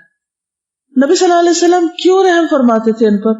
آپ فرماتے انی ارحمھا قتل اخوھا معی، میری وجہ سے ان کا بھائی شہید ہوا. آپ کا پیغام بہرحال رسول کی حیثیت سے تھا لیکن ایک کام میں جا کے شہید ہوا. تو قربانی کبھی ضائع نہیں جاتی. ہمیں کوئی بھی نیکی کر کے فوری طور پر اس کے صلے کا، کیونکہ ہم اصل میں بعضوں کا جب کوئی نیکی کرتے ہیں نا تو مائنڈ میں رکھ کے کرتے ہیں میں یہ کرنے جا رہی ہوں اور مجھے اس کے بدلے میں یہ چاہیے اس لیے یہ کر رہی ہوں. پہلے سے مائنڈ میں رکھا ہوتا ہے کیونکہ اللہ کو نہیں پتا کہ ہم نیکی بے لوث ہو کے کر رہے ہیں یا کوئی ذہن میں مقصد اور مفاد رکھ کے کر رہے ہیں. تو جب ہم کوئی مفاد ذہن میں رکھ کے, چاہے حاضر ذہن میں یا بیک آف مائنڈ ہو, وہ رکھ کے کوئی کام کرتے ہیں تو اللہ تعالیٰ بس دنیا میں کسی نہ کسی طرح وہ لوٹا دیتے ہیں, لیکن اصل مقصد نہیں پورا ہوتا. چھوٹی نیکی کریں یا بڑی کریں, اپنے دل کا ہر وقت جائزہ لیتے رہیں. اور اللہ کا یہ بھی وعدہ ہے, من تواضع للہ رفعہ اللہ. بعض اوقات نیکی جھکنے میں ہوتی, اپنے حق سے پیچھے ہو جانے میں ہوتی, اپنی بھوک رکھ کے دوسرے کو دینے میں ہوتی. یہ ساری تواضع کی مثالیں ہیں نا. تو اس کی بنا پہ کیا ہوتا ہے, جب آپ ایک قربانی کرتے ہیں تو اللہ تعالیٰ اس کی وجہ سے آپ کے لیے اور خیر و بھلائی کے دروازے کھول. آپ کو نہیں پتا کہ اللہ نے آپ کے لیے اور کیا کیا خیر و بھلائی دنیا میں بھی رکھی اور آخرت میں بھی رکھی. ایک دفعہ اللہ پہ معاملہ چھوڑ کے تو دیکھیں. ہم اللہ پہ چھوڑنے کے بجائے اپنے ہاتھ میں رکھتے ہیں, میں اس کے ساتھ یہ کروں نا تاکہ اس سے مجھے یہ ملے. کتنی گھٹیا نیت ہوتی. اس وقت یہ سوچیں کہ میں یہ معاملہ اللہ کے سپرد کری, میں یہ کام اللہ کے لیے کر رہی ہوں, اللہ کو دینا چاہتی, پھر دیکھتے ہیں اللہ میرے ساتھ کیا معاملہ کرتا ہے. مجھے اللہ سے خیر و بھلائی کی توقع ہے, اس بندے سے نہیں. کیونکہ جب بندوں سے آپ کرتے ہیں تو بندے آپ کو مایوس کرتے ہیں, اور جب آپ اللہ کے لیے خالص ہو جاتے ہیں تو اللہ تعالیٰ آپ کو کبھی تنہا نہیں چھوڑتے. لیکن یہ ہم نے ابھی تک سیکھا نہیں. اس کے لیے صبر کی بھی ضرورت ہوتی, اور اپنے آپ کو ہر طرح کی علائشوں سے نکالنے کی بھی. ام سلیم ہر گھڑی رسول اللہ صلی اللہ علیہ وسلم کی برکات سمیٹنے کی کوشش میں رہتی. سیدنا انس بن مالک ام سلیم سے بیان کرتے ہیں, وہ فرماتی ہے کہ نبی کریم صلی اللہ علیہ وسلم آپ کے ہاں تشریف لایا کرتے تھے. وہ آپ کی رضائی خالہ تھی. آپ کی آمد پر وہ چمڑے کی چادر بچھا دیتی تھی. وہ کیوں؟ آپ کے اعزاز میں, آپ کے اکرام میں. ٹھیک ہے نا. یعنی جب کوئی مہمان آتا ہے یا کوئی خاص بندہ آتا ہے تو اس کے لیے کیا کرتے ہیں؟ آپ لوگوں نے کبھی نہیں کیا نئی چادر بچھائی ہو کسی کے لیے؟ اصل میں ہم لوگ اپنے دنیاوی کاموں کے لیے سب کچھ کرنا جانتے ہیں. گھر میں کوئی شادی ہو, کوئی ذاتی قسم کے مہمان آ رہے ہوں, سب اہتمام کرتے ہیں.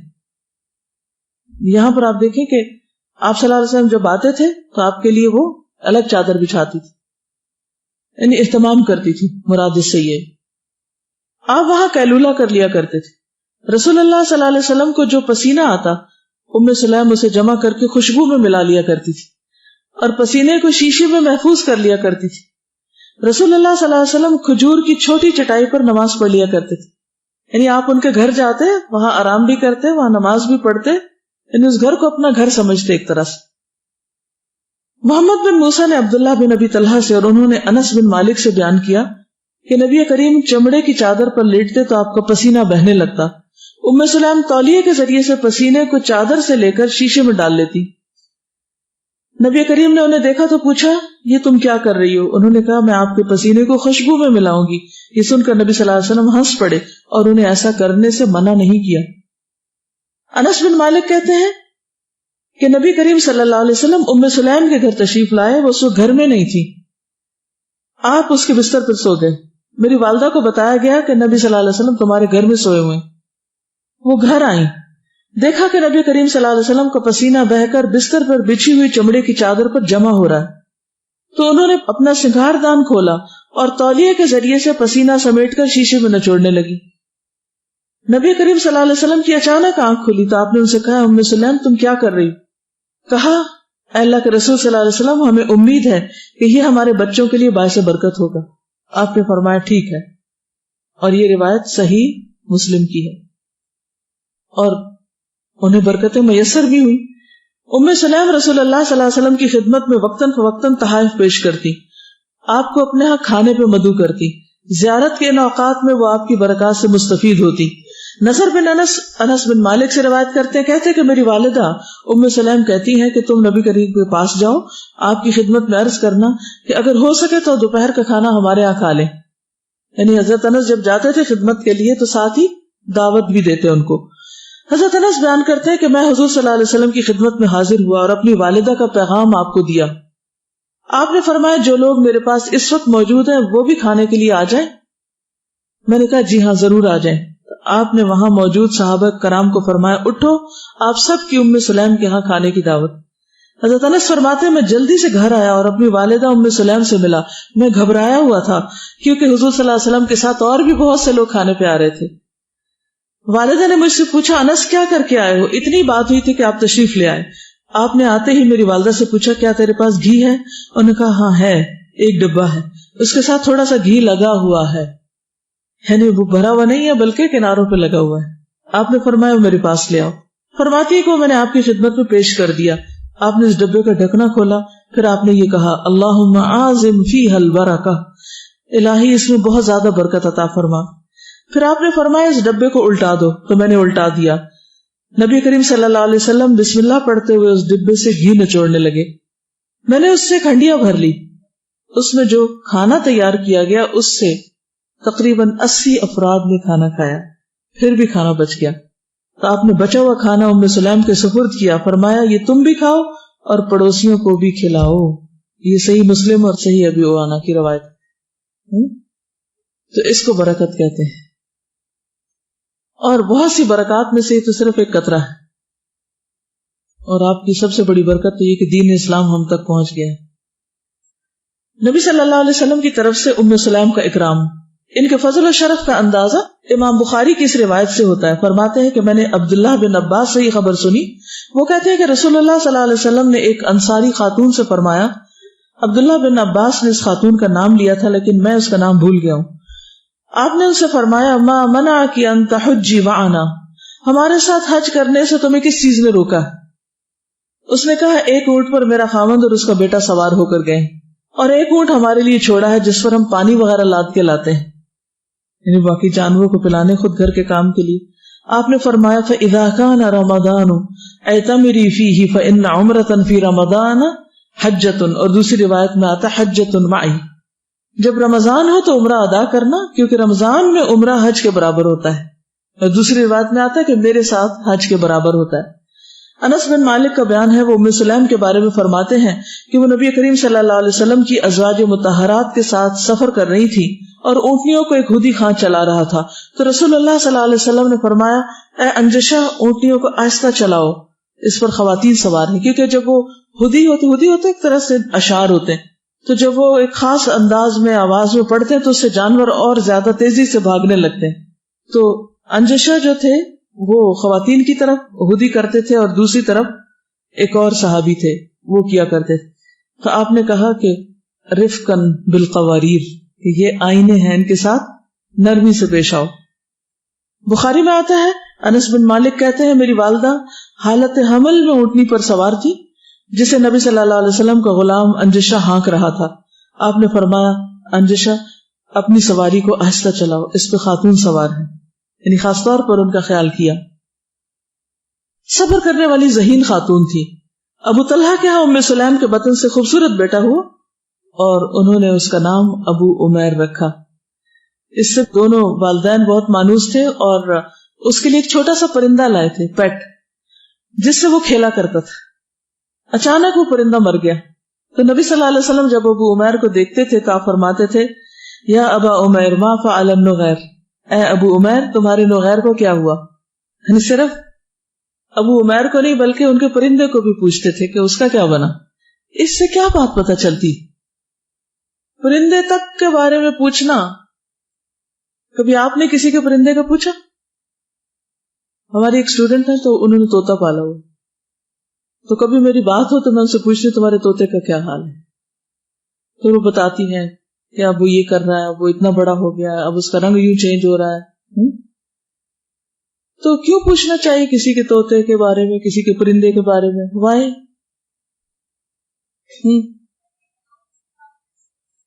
اپنائیت محسوس ہوتی ہے نا اس سے پتہ چلتا ہے نا کہ آپ کو کوئی دلچسپی ہے کسی سے. اچھا اس کا کیا فائدہ ہوتا ہے جب آپ کسی میں دلچسپی لیتے ہیں، اس کے بچے کے بارے میں پوچھ لیتے ہیں یا اس کے طوطے کے بارے میں پوچھ لیتے ہیں؟ ہاں، کمیونیکیشن گیپ ختم ہوتا ہے. اور ویسے بھی کسی کی پسندیدہ چیز جو ہوتی ہے اگر آپ اس سے اس کا ذکر کریں تو کیا ہوتا ہے؟ اس کا دل خوش ہوتا ہے. اور سب سے بڑی نیکی کیا ہے؟ مومن کا دل خوش کرنا. یہ سنت بھی ہے، یہ سمجھ کے بھی کر لیا جائے کہ آپ ابو عمیر سے پوچھتے تھے.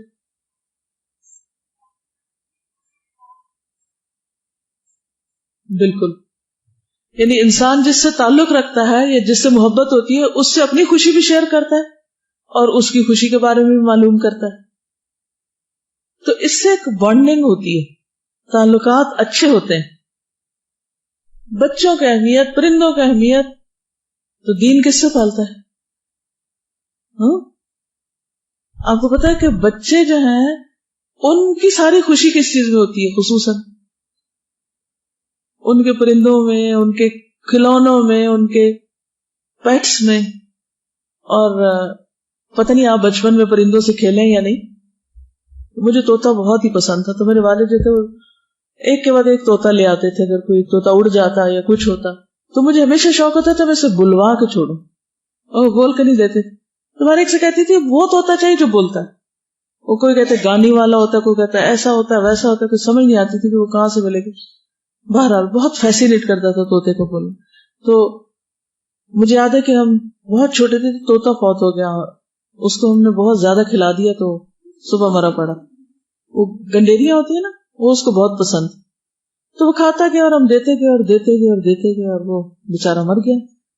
تو پھر ہم نے کیا کیا کہ اس کی قبر کھودی اور اس کو دفنایا. تو یہ درست بات ہے کہ بچوں کو بڑوں کی نسبت زیادہ پیار ہوتا ہے پرندوں کے ساتھ یا پیٹس کے ساتھ. حتیٰ کہ جب قربانی کے بکرے لیتے ہیں نا تو بچے اس سے بھی جب مانوس ہو جائے اور جب ذبح کر دیں تو پھر کیا کرتے ہیں, وہ بہت ناراض ہوتے ہیں, بہت روتے ہیں کہ کیوں بکرا ذبح کر دیا میرا. تو انس کہتے ہیں کہ رسول اللہ صلی اللہ علیہ وسلم ہمارے پاس تشریف لاتے. چھوٹا بھائی تھا, اس کا نام ابو عمیر تھا. اس کا چھوٹا سا پرندہ تھا جس سے وہ کھیلتا تھا, وہ پرندہ مر گیا.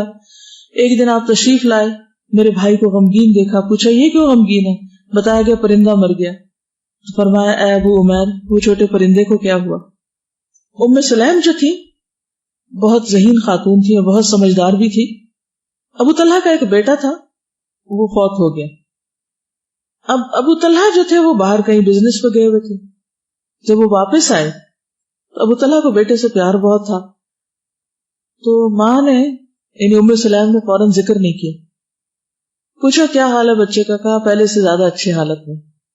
اور پھر انہیں کھانا وانا کھلایا, ان کی خاطرداری کی اور اس کے بعد انہیں بتایا, اور بتایا بھی کس خوبصورت انداز سے. کہنے لگی اچھا یہ بتاؤ کہ اگر کوئی تمہارے پاس امانت رکھے اور پھر وہ اپنی چیز واپس لینے آئے تو کیا تم ناراض ہوگے؟ اس نے کہا نہیں. کہا کہ اللہ نے تمہیں جو بیٹا دیا تھا وہ اللہ تعالیٰ نے واپس لے لیا.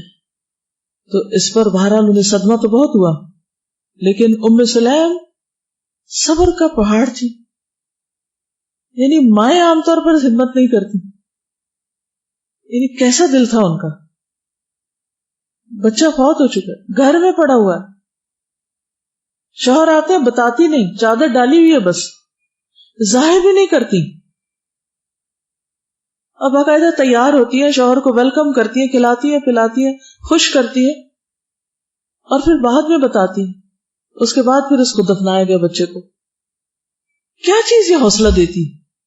اتنا بڑا دل کیسے ہوتا ہے کہ اللہ نے دیا, اللہ نے لے لیا, اللہ کی چیز تھی نا, ہماری تھوڑی تھی. تب اس پہ ہمیں روتے ہی جانا ہے اور رو رو کے اور کچھ نہیں کرنا. گھر کے ماحول کو پرسکون بنانا, خوشگوار بنانا, یعنی اس کو فنکشنل رکھنا, اس کی بہت ذمہ داری عورت پر عائد ہوتی. جب عورتیں روز گھر میں کوئی ایشو کھڑا رکھتی ہیں, کسی چھوٹی بڑی بات پہ رونا دھونا, اس کی شکایت, اس نے یہ کر دیا, بچے نے یہ کر دیا, فلاں یہ کر گیا, وہ آ رہا ہے, وہ جا رہا ہے, فضول باتیں, تو اس سے کیا ہوتا ہے؟ اس سے انسان کچھ کرنے کے قابل نہیں ہوتا. تو یہاں ان کے مزاج کے اندر یعنی ایسا صبر, یعنی عجیب کردار ہے. یعنی ہمارے یہاں تو دور دور بھی دیکھنے میں نظر نہیں آتا. یہ ہمارے والد بتاتے ہیں کہ ہماری جو دادی تھی ان کے بھی کئی بیٹے تھے, اور ہوتا یہ تھا کہ بچے بس 3-4 سال یا تھوڑے سے بڑے ہوتے تو فوت ہو جاتے. ان کے کئی بچے اس طرح فوت ہوئے, اور وہ بالکل اسی سنت پر عمل کرتی تھی. جب بچہ فوت ہوتا تھا اس پہ چادر ڈال کے خود نماز پڑھنے کھڑی ہو جاتی تھی. کوئی رونا دھونا, کوئی ہنگامہ نہیں ہوتا تھا. اور سب خواتین جو آس پاس کی نیبرز کی, ادھر کی ادھر کی, ان کے پاس خواتین آیا کرتی تھی. وہ جب میرے دادا کے ساتھ اس میں کام کرتی تھی کھیتوں میں، تو کتاب ساتھ ہوتی تھی، پڑھی لکھی نہیں تھی، بس کتاب پڑھ لیتی تھی. تو ان کے ساتھ اور بھی خواتین کام کرتی تھی. تو جب کام کر لیتی تو پھر کتاب درخت پہ رکھی ہوئی ہوتی تھی، اسے اتارتی اور ان کو پڑھ کے سناتی اور شیئر کرتی، اور کچھ شعر بھی ان کے بتاتے تھے پنجابی کے، مجھے تب یاد نہیں. تو پھر اس کے بعد اسی طرح کتاب رکھ دیتی، پھر سب کام کرتی، پھر گھر آ جاتی. اور جب کوئی بچہ فوت ہو جاتا تو اسی طرح کھڑی ہوتی. تو سب حیران ہوتے تھے، کہتے تھے کہ یہ بہت ہی سخت دل کی ہیں، ان کو کوئی اثر نہیں ہوتا. کیا یہ سخت دلی نہیں؟ ٹھیک ہے انسان روئے، لیکن دنیا کے لیے تو نہیں روئے نا. اللہ کے سامنے اپنے غم کی فریاد کرے، تنہائی میں رو لے. ہمارے کیا ہوتا ہے کہ سب دنیا کو ہم نے بتانا ہوتا ہے کہ ہم غمگین ہیں. یہ جو ڈراماز ہوتے ہیں ان میں یہ جو دکھایا جاتا ہے کہ کسی کی ڈیتھ پہ کتنا رونا چاہیے، کس طرح ہنگامے کرنے، اس کی وجہ سے یہ ایک ڈکٹیٹڈ بیہیویئر ہے جو لوگ ایکسپیکٹ کرتے ہیں کہ جب کسی گھر میں ڈیتھ ہو تو جب تک کوئی اس طرح نہ روئے تو اس کو کوئی غم ہی نہیں ہے. اور لوگ اتنے ججمنٹل ہو جاتے ہیں کہ اگر آپ اپنی طرف سے صبر کریں، پتہ نہیں دوسرے کے دل کی کیا حالت ہے، کیا نہیں، آپ کو نہیں پتا. اور لوگ کہتے ہیں کہ لو جی ان کے تو اپنے بچوں کو کوئی دکھ نہیں ہے اور ان کو نہیں ہے، اور جو ہمسائے ہیں ان کو ان سے زیادہ دکھ ہے، اور کمپیریزن باقاعدہ شروع ہو جاتا ہے کہ یہ کیونکہ رو نہیں رہے اور پیٹ نہیں رہے تو ان کو دکھ نہیں ہے. بالکل. اور ایک صحابیہ کہتی ہے کہ نبی صلی اللہ علیہ وسلم نے جب ہم سے بیعت لی تھی تو اس میں ایک بیعت یہ بھی تھی کہ ہم نوحہ نہیں کریں گی. کہتی 5 خواتین کے سوا کوئی اس پہ قائم نہ رہ سکا، کیونکہ بہرحال عورتوں کا دل چھوٹا ہوتا ہے، ہمت جلدی ہار جاتی ہے. تو ٹھیک ہے رونا تو آتا ہے، لیکن پھر یہ بھی تو ایک امتحان ہے نا کہ اس وقت انسان اپنے آپ کو کنٹرول کرے، اور پھر اس وقت کنٹرول کرے جب سارے لوگ آپ کو رلانے پہ تلے ہوئے ہوں اور وہ چاہتے ہو کہ آپ رو کے ہی دکھائیں اور سب کے سامنے روئیں، اور ان کو پروو کرنے کے لیے کہ آپ کو بڑا غم ہے پھر آپ جھوٹا موٹا بھی روئیں یا اصلی روئیں. تو لوگوں کا خوف دل سے نکلنا چاہیے، یہ لوگوں کی خاطر رونا اور لوگوں کی خاطر صبر کرنا، یعنی دوسری چیز بھی ٹھیک نہیں کہ ہائے کوئی کہے گا یہ کتنا رو رہی ہے تو مجھے نہیں رونا چاہیے کیونکہ یہ سارے دیندار لوگ ہیں اور ان کے سامنے مجھے نہیں رونا چاہیے. تو یہ صحابیات کی جو زندگی ہے اور یہ جو سیرت ہے یہ دراصل ہمارے لیے ایک عملی نمونہ ہے. ہم ہر روز نماز میں جو پڑھتے ہیں نا اہدنا الصراط المستقیم صراط الذین انعمت علیہم، ہمیں سیدھا راستہ دکھا، ان کا راستہ جن پر تو نے انعام کیا، جو تیرے پسندیدہ بندے تھے، ہمیں ان کے راستے پہ چلا. اور یہ ثبوت تو اپنی بات کتنی سچی ہے، ہماری دعا بھی کتنی سچی ہے، یہ ہمارا عمل ہی بتائے گا کہ ہم کرتے کیا ہیں.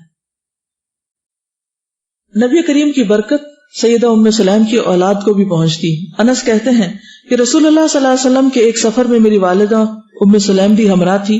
آپ کی عادت تھی کہ جب بھی سفر سے مدینہ تشریف لاتے تو رات کے وقت نہیں داخل ہوتے تھے بلکہ قریب آ کر رک جاتے تھے، یعنی مدینہ سے باہر ٹھہر جاتے، پھر صبح ہوتی تو تشریف لاتے.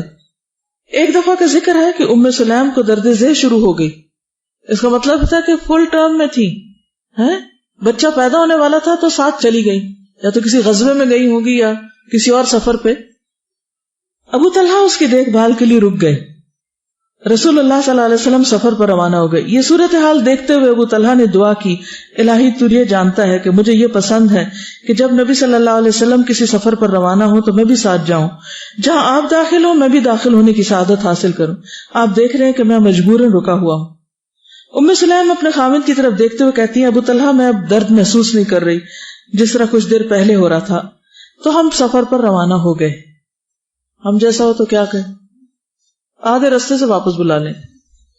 کہتے ہیں کہ جب دونوں میاں بیوی سفر سے واپس آئے، اس حال میں خود بھی ساتھ چلی گئی. دونوں میاں بیوی سفر سے جب واپس آئے تو ام سلیم کو درد شروع ہو گئی تو انہوں نے ایک بیٹے کو جنم دیا. انس کہتے ہیں میری والدہ نے مجھے حکم دیا، اے انس اس نو مولود بچے کو رسول اللہ کی خدمت میں لے جاؤ، اسے دودھ بعد میں پلاؤں گی. میں صبح ہوتے ہی اس نو مولود کو گود میں اٹھا کر آپ کی خدمت میں حاضر ہوا. جب میں آپ سے ملا اس وقت آپ کے ہاتھ میں کوئی داغ لگانے والا آلہ تھا. جب آپ نے مجھے دیکھا تو فرمایا شاید ام سلیم کے یہاں بچے نے جنم لیا. میں نے کہا ہاں. تو آپ نے وہ داغ لگانے والا آلہ زمین پہ رکھا. میں نے آگے بڑھ کر نومولود کو آپ کی گود میں لٹا دیا. آپ نے مدینہ منورہ کی اجوا کھجور منگائی، منہ میں چبایا اور اس نومولود کو گھٹی دی. وہ اپنا منہ ہلانے لگا. یعنی بچہ منہ ہلانے لگا، یعنی چوسنے لگا. انس کہتے ہیں کہ آپ صلی اللہ علیہ وسلم نے بچے کو دیکھ کر فرمایا انظروا الی حب الانصار التمر، انصار کی کھجور میں دلی رغبت کو دیکھو. یعنی یہ بچہ جو ہے یہ بچپن سے کھجور کھانے لگ گیا، یعنی کتنے مزے سے کھا رہا ہے. انس کہتے ہیں کہ رسول اللہ صلی اللہ علیہ وسلم نے اس نومولود کے چہرے پر اپنا دست مبارک پھیرا اور اس کا نام عبداللہ رکھ دیا. عبداللہ بن ابی طلحہ انصاری نے طویل زندگی بسر کی. ان کے ہاں بڑے ہونہار بیٹے ہوئے اور ان کے تمام بیٹوں نے قرآن مجید حفظ کرنے کا شرف حاصل کیا. ام سلیم کا غزوات میں شریک ہونا. سیدہ ام سلیم نے جنگ احد، خیبر، حنین میں رسول اللہ صلی اللہ علیہ وسلم کی قیادت میں حصہ لیا.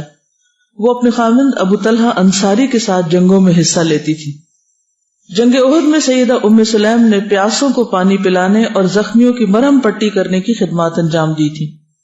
سیدنا انس فرماتے ہیں کہ غزوہ احد میں جب لوگ شکست خوردہ ہو کر نبی کریم صلی اللہ علیہ وسلم سے پیچھے ہٹ گئے، یعنی منہ موڑ گئے، تو ابو طلحہ نبی کریم صلی اللہ علیہ وسلم کے سامنے اپنی ڈھال لے کر چکر لگانے لگے. یعنی اس وقت بھی یہ ثابت قدم تھے جب اور لوگ جا رہے تھے. انہوں نے رسول اللہ صلی اللہ علیہ وسلم کو اپنی اوٹ میں لے لیا، یعنی چھپا لیا ایک طرح سے. ابو طلحہ بڑے ماہر تیر انداز تھے. انہوں نے غزوہ احد میں 2 یا 3 کمانیں تیر اندازی کرتے ہوئے توڑی. ایک شخص تیروں سے بھری ترکش لے کر گزر رہا تھا. رسول اللہ صلی اللہ علیہ وسلم نے اس شخص سے کہا یہ سارے تیر ابو طلحہ کے آگے پھینک دو، یعنی ان کو دو کہ وہ چلائیں. نبی کریم صلی اللہ علیہ وسلم لوگوں کی طرف دیکھ رہے تھے. ابو طلحہ نے عرض کیا اے اللہ کے رسول صلی اللہ علیہ وسلم، میرے ماں باپ آپ پر قربان، آپ لوگوں کی طرف نہ دیکھیں، کہیں دشمن کی طرف سے کوئی تیر آپ کو نہ آ لگے. یعنی وہ خود اپنے جسم کے ساتھ آپ کو دفاع کر رہے تھے. دفاع کا یہ طریقہ دیکھیے کہ آپ کو کوئی تیر نہ لگے، وہ لگے تو مجھے لگ جائے، آپ جھانک کے بھی نہ دیکھیں. میرا سینہ آپ کی دفاع کے لیے حاضر ہے، میرا سینہ آپ کے دفاع کے لیے حاضر ہے. میں نے سیدہ عائشہ صدیقہ اور سیدہ ام سلیم کو دیکھا کہ وہ دونوں اپنے مشکیزوں سے زخمیوں کو پانی پلانے میں بڑی مستعدی، یعنی بڑی ہوشیاری کا مظاہرہ کر رہی تھی. مشکیزوں سے جب پانی ختم ہو جاتا وہ دونوں اپنے اپنے مشکیزیں تیز رفتاری سے دوبارہ بھر لاتی اور زخمیوں کے منہ میں انڈیلنے لگتی. ابو طلحہ انصاری کے ہاتھ سے 2 یا 3 مرتبہ تلوار زمین پر گری. امام مسلم سے روایت ہے کہ وہ انس بن مالک سے بیان کرتے ہیں کہ سیدہ ام سلیم کے پاس غزوہ حنین میں ایک خنجر تھا، اسلحہ بھی اٹھایا ہوا تھا، جسے ابو طلحہ نے دیکھ لیا. انہوں نے عرض کیا اے اللہ کے رسول صلی اللہ علیہ وسلم، ام سلیم کے پاس ایک خنجر ہے. رسول اللہ صلی اللہ علیہ وسلم نے اس سے پوچھا کہ اس خنجر کو کیا کرو گی؟ انہوں نے کہا اگر کوئی مشرک میرے قریب آیا تو میں اس خنجر سے اس کا پیٹ پھاڑ دوں گی. یہ سن کر رسول اللہ صلی اللہ علیہ وسلم ہنسنے لگے. پھر انہوں نے کہا اے اللہ کے رسول صلی اللہ علیہ وسلم، جو نئے نئے مسلمان ہوئے ہیں اور آپ نے ان کو آزادی دے کر اپنی صفوں میں شامل کر لیا ہے، یہ لوگ ہماری ہزیمت کا باعث بنتے ہیں، ان کو قتل کر دیجیے. یعنی غزوہ حنین میں کون شریک ہوئے تھے نئے نئے؟ کچھ یاد ہے؟ غزوہ حنین ہوئی کب تھی؟ فتح مکہ کے بعد. فتح مکہ میں کتنے لوگ شریک تھے؟ 10,000. اور غزوہ حنین میں 12,000. تو یہ 2,000 کہاں سے آئے تھے؟ یہ نئے نئے مسلمان ہو کر، یہ نئے مسلمان تھے جو فتح مکہ کے بعد لشکر میں شریک ہوئے تھے، ان کی طرف اشارہ ہے. تو انہوں نے کہا کہ یا رسول اللہ صلی اللہ علیہ وسلم، آپ ان کو قتل کیجئے کیونکہ ان کی وجہ سے ہمیں مشکل ہوئی ہے. آپ کو معلوم ہے نا کہ شروع میں غزوہ حنین میں غزوہ احد کی طرح مسلمان پسپا ہونے لگے تھے کفار کے تیروں کی وجہ سے. رسول اللہ صلی اللہ علیہ وسلم نے فرمایا اے ام سلیم، اللہ کافی ہے اور بہت بہتر ہے. یہ کیوں فرمایا آپ نے؟ ان کی سوچ اور آپ کی سوچ، ان کی بات اور آپ کی بات میں یہ فرق کیوں ہے؟ آپ نے ان کی بات کیوں نہ مان لی؟ وہ ایک بہت سمجھدار خاتون تھی، بہت ذہین خاتون تھی. کیا ان کی بات غلط تھی؟ چند دن پہلے جو شخص مسلمان ہوا ہو آج وہ مسلمانوں کی فوج میں لڑ رہا ہے، اور یہ تو اتفاق کی بات ہے کہ ان تیروں کی وجہ سے مسلمان پیچھے ہٹنے لگ گئے تھے، تو کیا ضروری تھا کہ انہی کی وجہ سے پسپائی ہو رہی تھی؟ جی. کچھ لوگوں نے اپنی تعداد پر بھروسہ کرتے ہوئے کہا تھا کہ اس دفعہ ہماری تعداد زیادہ ہے تو ہم ضرور جنگ جیت جائیں گے. اور ایک بات تو یہ کہ جو کلمہ پڑھ لے اور مسلمان ہو جائے اس کو تو ویسے ہی قتل کرنا جائز ہی نہیں. بالکل درست. اور استاذہ یہ کہ جو نئے مسلمان تھے وہ 2000 تھے اور جو پرانے تھے وہ 10,000 تھے. اور بزدلی تو انہوں نے بھی دکھائی جو پرانے کب سے مسلمان تھے. جو انہوں نے بات کہی تھی کہ ان کو یہ خیال آ گیا تھا کہ ہم آج زیادہ ہیں تعداد میں اور اذ اعجبتکم کثرتکم، ریزن تو پیچھے یہ تھی. اور اللہ کے رسول صلی اللہ علیہ وسلم تو اللہ تعالیٰ کی رہنمائی میں جانتے ہی ہوں گے، لیکن عموماً ہوتا یہ ہے کہ جب بھی کوئی ایسا معاملہ پیش آتا ہے جو کوئی شکست کا یا نقصان کا یا کوئی امتحان آزمائش، تو وہ ہم سب کے لیے ایک بڑی آزمائش کا وقت ہوتا ہے. اس میں بہت سوچ سمجھ کے فیصلہ دینا چاہیے، جلدی نہیں کرنی چاہیے، سوچ سمجھ کے مشورہ دینا چاہیے. عموماً کیا ہوتا ہے جب گھر میں یا کہیں بھی کوئی ایشو پیش آ جائے اور اگر کوئی ہم سے مشورہ کرے تو ہم خواتین عموماً بڑے جذباتی مشورے دیتی ہیں، ایسا کر دیں ویسا کر دیں اور معاملہ ختم کر دیں. اگر مثلا دو میاں بیوی لڑائی جھگڑا کرتے ہوئے اگر خاندان میں آپ دیکھیں تو آپ کیا مشورہ دیں گے؟ وہ طلاق دیں اور ختم کریں معاملے کو، کیوں روز لڑتے ہیں؟ لیکن کیا یہ مشورہ درست ہوگا؟ نہیں. یہاں پر آپ صلی اللہ علیہ وسلم کا جواب بہت حکمت پر مبنی ہے، اور وہ کیا ہے؟ اے ام سلیم، اللہ کافی ہے اور بہت بہتر ہے ہر معاملے میں. حسبنا اللہ و نعم الوکیل.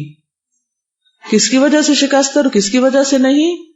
اس وقت اگر آپ ان کے مشورے پہ عمل کر لیتے تو دشمنوں کو مارنے کے بجائے اپنی فوج کو مارنا شروع کر دیتے.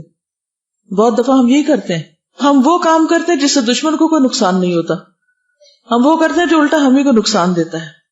دوسروں کو مارنے کے بجائے اپنے آپ کو مارنے لگتے ہیں. اچھا، اگر کسی کا کبھی کوئی مشورہ غلط ہے تو اس کا مطلب یہ کہ اس کو دل سے اتار دیں، اس کو نگاہوں سے اتار دیں، اس کو ایک طرف کر دیں، ایسا بھی کرنا چاہیے؟ کبھی بھی نہیں، کبھی بھی نہیں. نبی صلی اللہ علیہ وسلم کی کامیابی کا ایک بہت بڑا راز تھا کہ انہوں نے دشمنوں کو دوست بنایا. اور جنگ احد میں قرآن نے گواہی دی کہ بعض لوگوں کی غلطی کی وجہ سے یہ جنگ ہاری گئی، لیکن ساتھ ہی اللہ سبحانہ وتعالیٰ نے کیا حکم دیا نبی صلی اللہ علیہ وسلم کو؟ ان کے لیے استغفار کریں اور ان کو مشورے میں آئندہ بھی شریک رکھیں. کتنا بڑا سبق ہے اس میں ہمارے لیے. یہ تھی وہ دلوں کی وسعت جس کی وجہ سے نبی صلی اللہ علیہ وسلم نے بہت تھوڑے عرصے میں بہت بڑی کامیابی حاصل کی. آج ہم مسلمانوں کے اندر دلوں کی یہ وسعت نہیں رہی. کسی سے ایک دفعہ بس غلطی ہو جائے، آئندہ کے لیے ہمیشہ کے لیے ہم اس کو کیا کرتے ہیں؟ اسٹمپ کر دیتے ہیں. ضروری تو نہیں کہ ایک معاملے میں کوئی ٹھیک کر رہا تو دوسرے میں بھی ٹھیک کرے گا، اور یہ بھی ضروری نہیں کہ ایک معاملے میں کسی سے کوئی غلطی یا بھول ہو گئی تو ہر معاملے میں غلط ہوگا. تو جنرلائز نہیں کرنا چاہیے چیزوں کو، ہر چیز کو اس کی اپنی جگہ پر ہی رکھ کے دیکھنا چاہیے. یہی عدل و انصاف کا تقاضا ہے. جہاں اختلاف کی گنجائش ہو وہاں اختلاف کریں، اور جہاں موافقت کی ہو وہیں اسی شخص کے ساتھ موافقت کریں، کیونکہ وہ صحیح بات کر رہا ہے اور آپ اس وقت صحیح بات کا ساتھ دے رہے ہیں. پرسن کو پیچھے کریں. اصل چیز کیا ہے؟ اگر اس نے غلط بات کی تو اس بات کی وجہ سے اس کا ساتھ نہ دیں، اور اگر اسی نے ٹھیک بات کی تو اس ٹھیک بات کی وجہ سے آپ حق کا ساتھ دے رہے ہیں دراصل. تو عام طور پہ ہم حق اور صاحب حق کو خلط ملط کر دیتے ہیں، اس سے بچنا چاہیے. تو غزوہ خیبر میں بھی ام سلیم ساتھ تھی. جب آپ صفیہ بنت حیی کے ساتھ رشتہ ازدواج میں منسلک ہوئے تو ام سلیم نے صفیہ بنت حیی کو آراستہ پیراستہ کر کے دلہن کا روپ دیا اور ان کی کنگھی وغیرہ کرنے کی خدمت انجام دی. تو کبھی کبھی مجھے حیرت آتی کہ دلہنیں خود کیوں نہیں کنگھی کرتی؟ ساری زندگی کرتی ہیں اور بعد میں بھی کرتی ہیں، پتہ نہیں اس دن کیوں نہیں کرتی. تو وہ ایک ناز نخرے کا شاید دن ہوتا ہے. اور تو بہرحال یہ ایک سنت ملتی ہے. نبی کریم صلی اللہ علیہ وسلم نے شادی کے بعد فرمایا جس کے پاس کھانے پینے کی کوئی چیز ہے تو وہ لے آئے. ایک چادر بچھا دی گئی، کسی نے اس میں کھجوریں رکھی، کسی نے گھی. غرض یہ کہ جس کے پاس جو کچھ بھی کھانے کی چیز تھی وہ اس چادر پر رکھ دی گئی. پھر ان سب اشیاء کو ایک ساتھ ملا دیا گیا، سب نے مل کر کھایا. یہ رسول اللہ صلی اللہ علیہ وسلم کی طرف سے ولیمے کی دعوت تھی. اس سے کس پارٹی کو ثبوت ملتا ہے؟ ون ڈش کا. ٹھیک ہے. سیدہ ام سلیم خاتون جنت. ام سلیم کو یہ سعادت بھی حاصل ہوئی کہ انہیں رسول اللہ صلی اللہ علیہ وسلم کا قرب اور خوشنودی حاصل ہوئی. ان کو یہ بھی شرف حاصل تھا کہ رسول اللہ صلی اللہ علیہ وسلم کئی مرتبہ ان کے گھر تشریف لائے. ام سلیم کو احادیث روایت کرنے کی سعادت بھی حاصل ہوئی. انہوں نے 14 احادیث روایت کرنے کا شرف حاصل کیا نبی صلی اللہ علیہ وسلم سے، جن میں سے بعض کو شیخین یعنی بخاری اور مسلم نے بھی نقل کیا ہے. ام سلیم کے بیٹے انس بن مالک، عبداللہ بن عباس، زید بن ثابت اور ان کے علاوہ دیگر صحابہ نے بھی ان سے احادیث روایت کی. یہ وہ صحابہ ہیں جو عمر میں نسبتاً کم تھے تو بعد میں ان سے روایت کرتے ہیں. ام سلیم ایک ایماندار، دین کی پابند، رب کے حق کو پہچاننے والی، نبی صلی اللہ علیہ وسلم کی اطاعت گزار، اپنے خاوند کے حقوق ادا کرنے والی، بیٹوں کی احسن انداز میں تربیت کرنے والی اور کافروں اور منافقوں کے خلاف جہاد کا علم بلند کرنے والی، ان پر پوری شدت کے ساتھ حملہ آور ہونے والی اور سخیوں کے لیے ایک مثالی نمونہ بننے والی خاتون تھی. یہ سب خوبیاں انہوں نے نبی صلی اللہ علیہ وسلم کے مدرسے سے حاصل کی تھی. رسول اللہ صلی اللہ علیہ وسلم کے چشمہ رحمت ہی سے وہ سیراب ہوئی تھی. وہ مدرسہ نبوی کی ایک ہونہار شاگردہ تھی. ام سلیم کو نبی صلی اللہ علیہ وسلم کی زبان سے جنت کی بشارت ملی. انس بن مالک کہتے ہیں کہ نبی صلی اللہ علیہ وسلم نے فرمایا، میں جنت میں داخل ہوا تو میں نے جوتوں کی آہٹ سنی. میں نے کہا یہ کون؟ فرشتوں نے کہا یہ انس بن مالک کی والدہ غمیسہ بنت ملحان ہے. ایک دوسری روایت میں آتا ہے کہ مجھے جنت دکھلائی گئی، میں نے اس میں ابو طلحہ کی بیوی کو دیکھا، پھر میں نے جوتوں کی آہٹ سنی تو وہ بلال تھے. اللہ سبحانہ وتعالیٰ ام سلیم اور ان کے خاوند ابو طلحہ انصاری پر اپنی رحمت کی برکھا برسائے. اب کچھ احادیث جو براہ راست جن کا انتخاب کیا گیا بخاری اور دیگر احادیث کی کتب سے، میں انشاءاللہ ان کو آپ کے سامنے رکھتی ہوں. اس میں کچھ چیزیں نئی ہوں گی، کچھ ریپیٹ ہوں گی. احادیث میں غور و فکر کرنے کا وقت ہے یہ، ٹھیک ہے. اس سے یہ بھی پتہ چلتا ہے کہ سیرت جو ہے وہ صرف ہمیں کوئی ایسے ہی واقعات نہیں ہے جو ادھر ادھر سے اکٹھے کر لیے گئے ہیں، بلکہ اوتھینٹک کتابوں سے یہ چیزیں ہمیں باقاعدہ ملتی ہیں. یعنی مناقب صحابہ کے ابواب میں یا دیگر روایات میں بھی، ٹھیک ہے. مناقب صحابہ احادیث کی کتابوں میں ایک باب ہوتا ہے جس میں صحابہ کرام کی جو صفات ہیں ان کو بیان کیا جاتا ہے. وہ کیوں؟ کیونکہ وہ ہمارے لیے رہنما کی حیثیت رکھتے ہیں اور ہم دعا مانگتے ہیں اہدنا الصراط المستقیم صراط الذین انعمت علیہم. تو یہی وہ لوگ ہیں جن پر اللہ سبحانہ وتعالیٰ نے انعام فرمایا، اور ان کا راستہ ہمیں کہاں سے پتہ چلے گا؟ ان کی زندگیوں کے مطالعے سے. جب تاریخ ہم پڑھتے ہیں تو بعض اوقات ہمیں شک گزرتا، پتہ نہیں بات ٹھیک بھی ہے یا نہیں. اس لیے بہت ضروری ہے کہ اس میں جو بالکل پیور، خالص، اوتھینٹک، ثابت شدہ چیزیں ہیں وہ ہمیں معلوم ہو تاکہ ہم پورے یقین کے ساتھ اس پر عمل کر سکیں، کیونکہ عمل کے بغیر علم فائدہ مند نہیں، ٹھیک ہے. اور خصوصاً خواتین ہونے کے اعتبار سے یہ ہمارے لیے زیادہ بہترین رول ماڈل ہے. تو نبی صلی اللہ علیہ وسلم نے ان کو جو جنت میں دیکھا تو اس کی روایت بخاری میں بھی آئی ہے. آپ نے فرمایا میں جنت میں داخل ہوا، یعنی خواب میں دکھایا گیا تھا آپ کو، تو میں نے وہاں ابو طلحہ کی بیوی رمیسہ کو دیکھا. ایک جگہ غمیسہ آتا ہے، رمیسہ آتا ہے. بعض اوقات ایک بندے کے کئی ایک طرح سے بھی نام ہوتے، رائٹ. آپ میں سے کسی کے 2-3 نام ہیں؟ گڈ. اصل میں جب ماں باپ کو بچوں سے پیار ہوتا ہے تو وہ بہت سارے نام رکھ لیتے ہیں. پتہ نہیں آپ نے کبھی ایسا کیا یا نہیں. میں اپنے بچوں کے ساتھ ہی کرتی تھی. ہر تھوڑے عرصے کے بعد جو میرے دل میں محبت سے لفظ آتا تھا میں وہ نام رکھ لیتی. پھر میں نے ایک دن ایک لسٹ بنائی کہ میں نے فلاں بچے کے کتنے نام رکھے، وہ میں لسٹ رکھی ہوئی ہے. اب میں باقاعدہ بلاتی تھی ان ناموں سے. تو اس میں یہ ہے کہ بعض لوگ واقعی اپنے خاندان میں یا اپنے والدین کو یا شوہر کو یا کسی کو بھی اتنے پیارے ہو سکتے ہیں کہ ان کے ایک سے زیادہ نام بھی بلائے جاتے ہیں. تو اس میں اس شک میں نہ پڑیے کہ یہ یہی ہے رمیسہ یا یہ غمیسہ ہے یا کیا ہے کیا نہیں. ایسا ہونا عین ممکن ہے، اس میں کوئی مشکل نہیں. اور بعض لوگ تو 2 نام کٹھے بھی رکھتے ہیں. بعض لوگ تو باپ کے نام سے، تو بعض لوگوں کے 2 نام ہوتے ہیں. کیا آپ کے کیا نام ہے؟ 2. سیدہ حفصہ راحت، جی 3 ہو گئے. فردوس روحی، یس. آپ کے کیا ہے؟ حدیقہ شاداب، ٹھیک ہے. سارا بطول. عام طور پہ حضرت فاطمہ کے نام کے ساتھ زہرا یا بطول یہ نام بھی رکھتے ہیں. تو پہلی حدیث میں تو غور و فکر یہ تھا. اور ایک اور بات یہ کہ حضرت ام سلیم جو تھی وہ کتنی خوش قسمت تھی کہ اللہ کے رسول صلی اللہ علیہ وسلم نے ان کو دنیا میں جنت کی بشارت دی.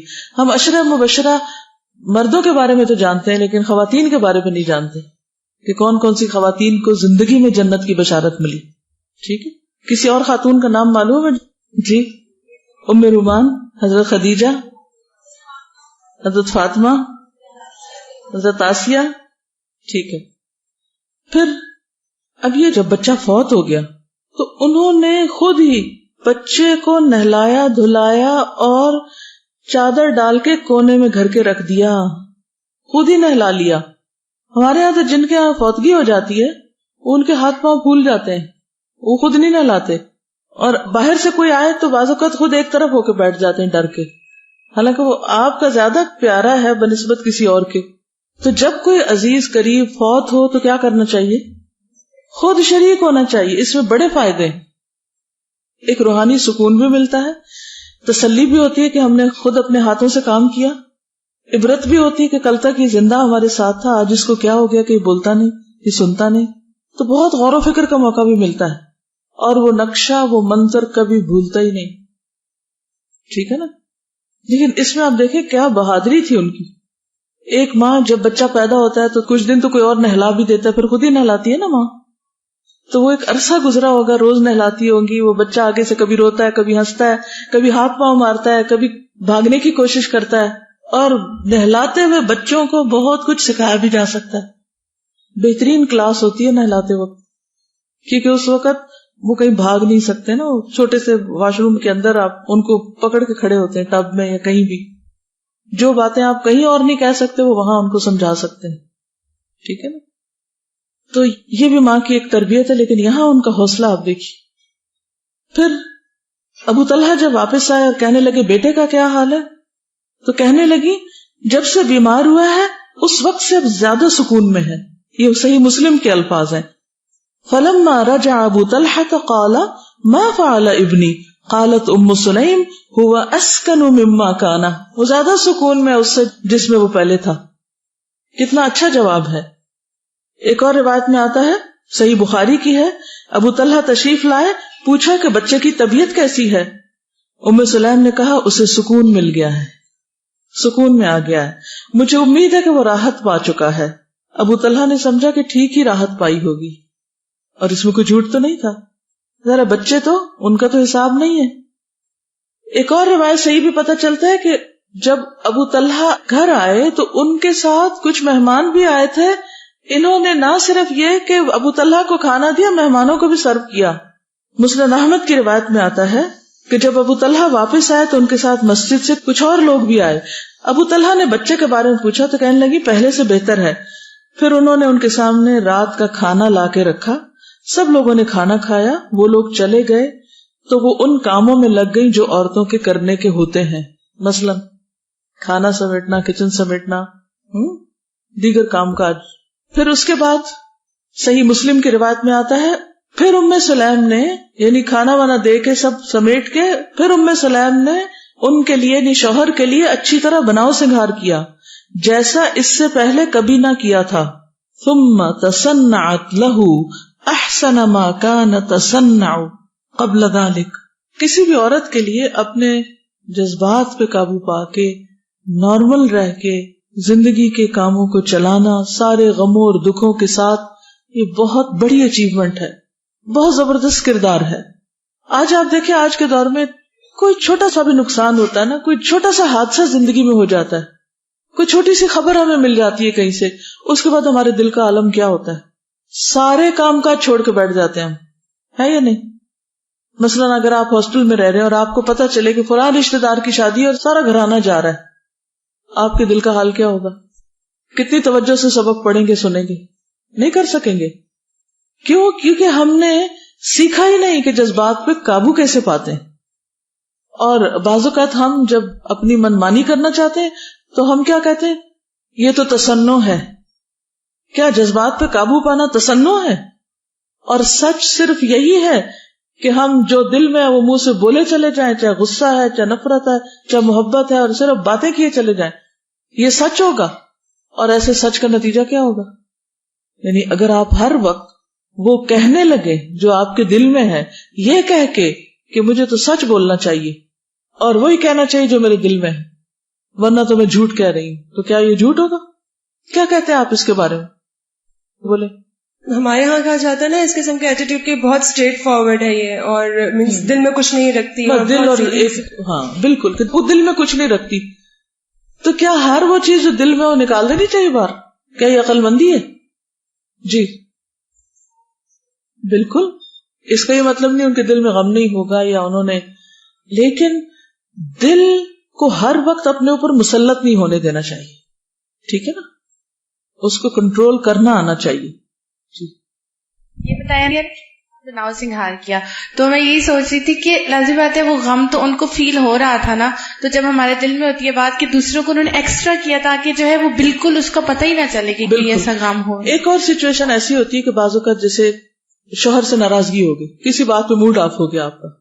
اچھا بعض لوگ کیا کرتے ہیں اس کو اتنا لمبا کر دیتے ہیں کہ حتیٰ کہ شوہر کا پھر آف ہو جاتا ہے، اور اتنے میں پھر کیا نتیجہ کیا نکلتا ہے، فائدہ کیا ہوتا ہے، کتنے سارے کام انسان کے رک سکتے ہیں. اور یوں لگتا ہے بعض اوقات کہ زندگی شاید اسی کام کے لیے، وہ اس سے ناراض ہے، اس سے ناراض ہے، اس کے دل میں اس کے لیے کچھ ہے، اس کے سارے وقت یہ تانا بانا اور یہ جھنجٹ میں پڑے رہیں گے، کرنے کا کام کس وقت کریں گے. تو کبھی اس کو آزما کر دیکھیے، کیا کہ کسی کی بھی بات بری لگے اس کو تھوڑی دیر کے لیے نہ چہرے پہ آنے دیں نہ زبان پہ آنے دیں، دل میں رکھیں، تھوڑا سا پاز دے دیں، اس کے ساتھ اچھے سلوک کی کوشش کریں، اس کی بات غور سے ذرا سنیں، اور پھر اس کے بعد جس وقت ذرا مناسب موقع آئے تو اپنے جذبات کا خوبصورت انداز میں اظہار کر دیں کہ یہ بات درست نہیں، یا یہ بات ایسے نہیں ایسے ہے. کنٹرول کرنے کا مطلب یہ نہیں ہوتا کہ آپ دوسرے کو اپنے جذبات سے آگاہ ہی نہ کریں، آپ ضرور کریں، لیکن اس صورت میں اور اس وقت میں جب اس کا کوئی فائدہ بھی ہو. اگر آپ سمجھتے ہیں اسی وقت کرنا فائدہ مند ہے تو اسی وقت کر دیں، لیکن انداز اچھا ہو، اور اگر اس وقت نہیں تو ٹھہر کے کر دیں. آگے چلتے ہیں.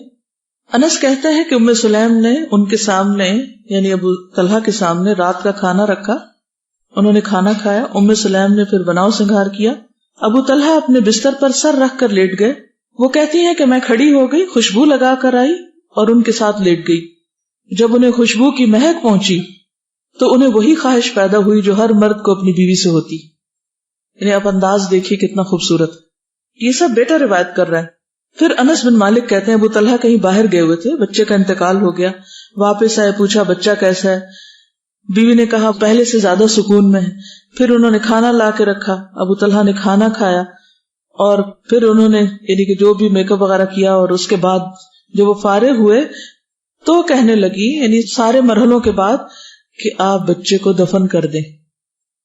سوچئے کہ کتنی دیر کس کس سچویشن میں کھانا کھلاتے ہوئے، برتن سمیٹتے ہوئے، اپنے آپ کو سجاتے ہوئے، پھر شوہر کے ساتھ لیٹتے ہوئے، پھر سب کچھ ہونے کے بعد کہتی ہیں آپ بچے کو دفن کر دیں.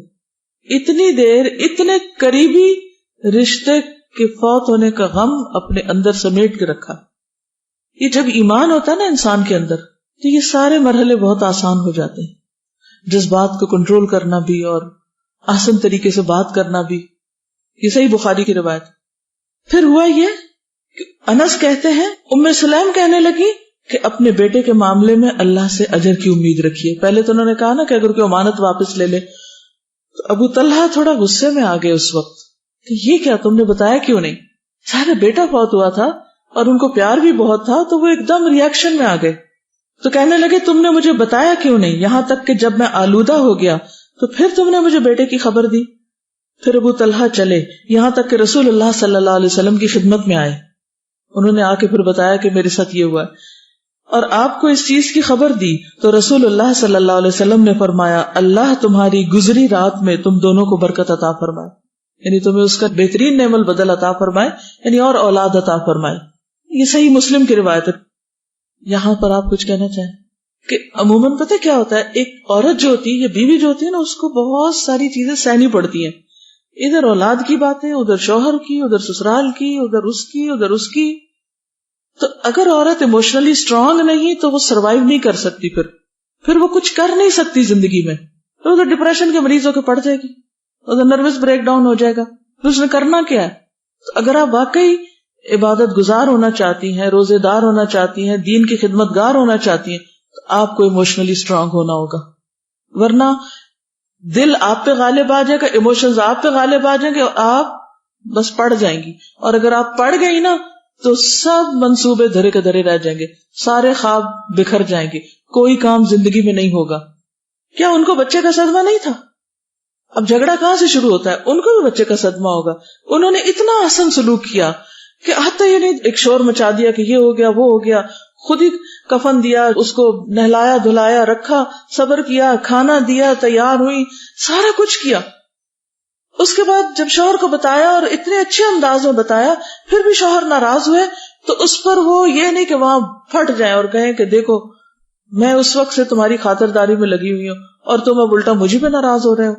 ہم پتہ کیا ہوتا ہے آخری مرحلے پہ جا کے نا پھٹ پڑتے ہیں، سارے اچھے کام کر لیں گے سب کچھ، اور آخری ایک چیز ہمیں اتنا ٹریگر کر دے گی کہ ہم کہیں کہ بس چھوڑیں جائیں آپ جو مرضی کریں، اب آپ خود ہی دفن کریں، ٹھیک ہے.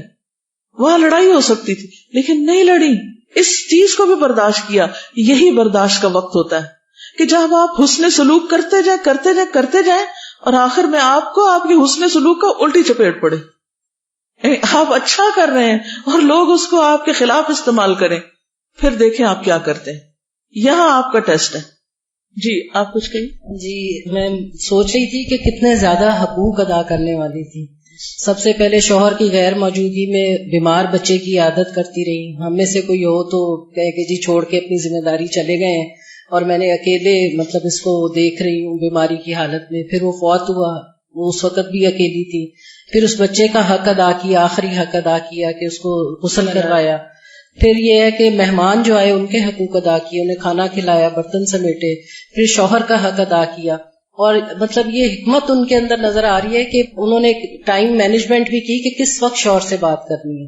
کہ ایک دم اگر شوہر گھر آئے اور بیوی کہنا شروع ہو جائے آج تو یہ ہو گیا وہ ہو گیا، عموماً یہی ہوتا ہے گھروں میں، تو باہر سے تھکے ہوئے آتے ہیں، سفر کر کے آئے، تو انہوں نے پورا ٹائم دیکھا کہ کس ٹائم پہ مجھے یہ بات کرنی ہے، سارے اپنے حقوق ادا کر کے.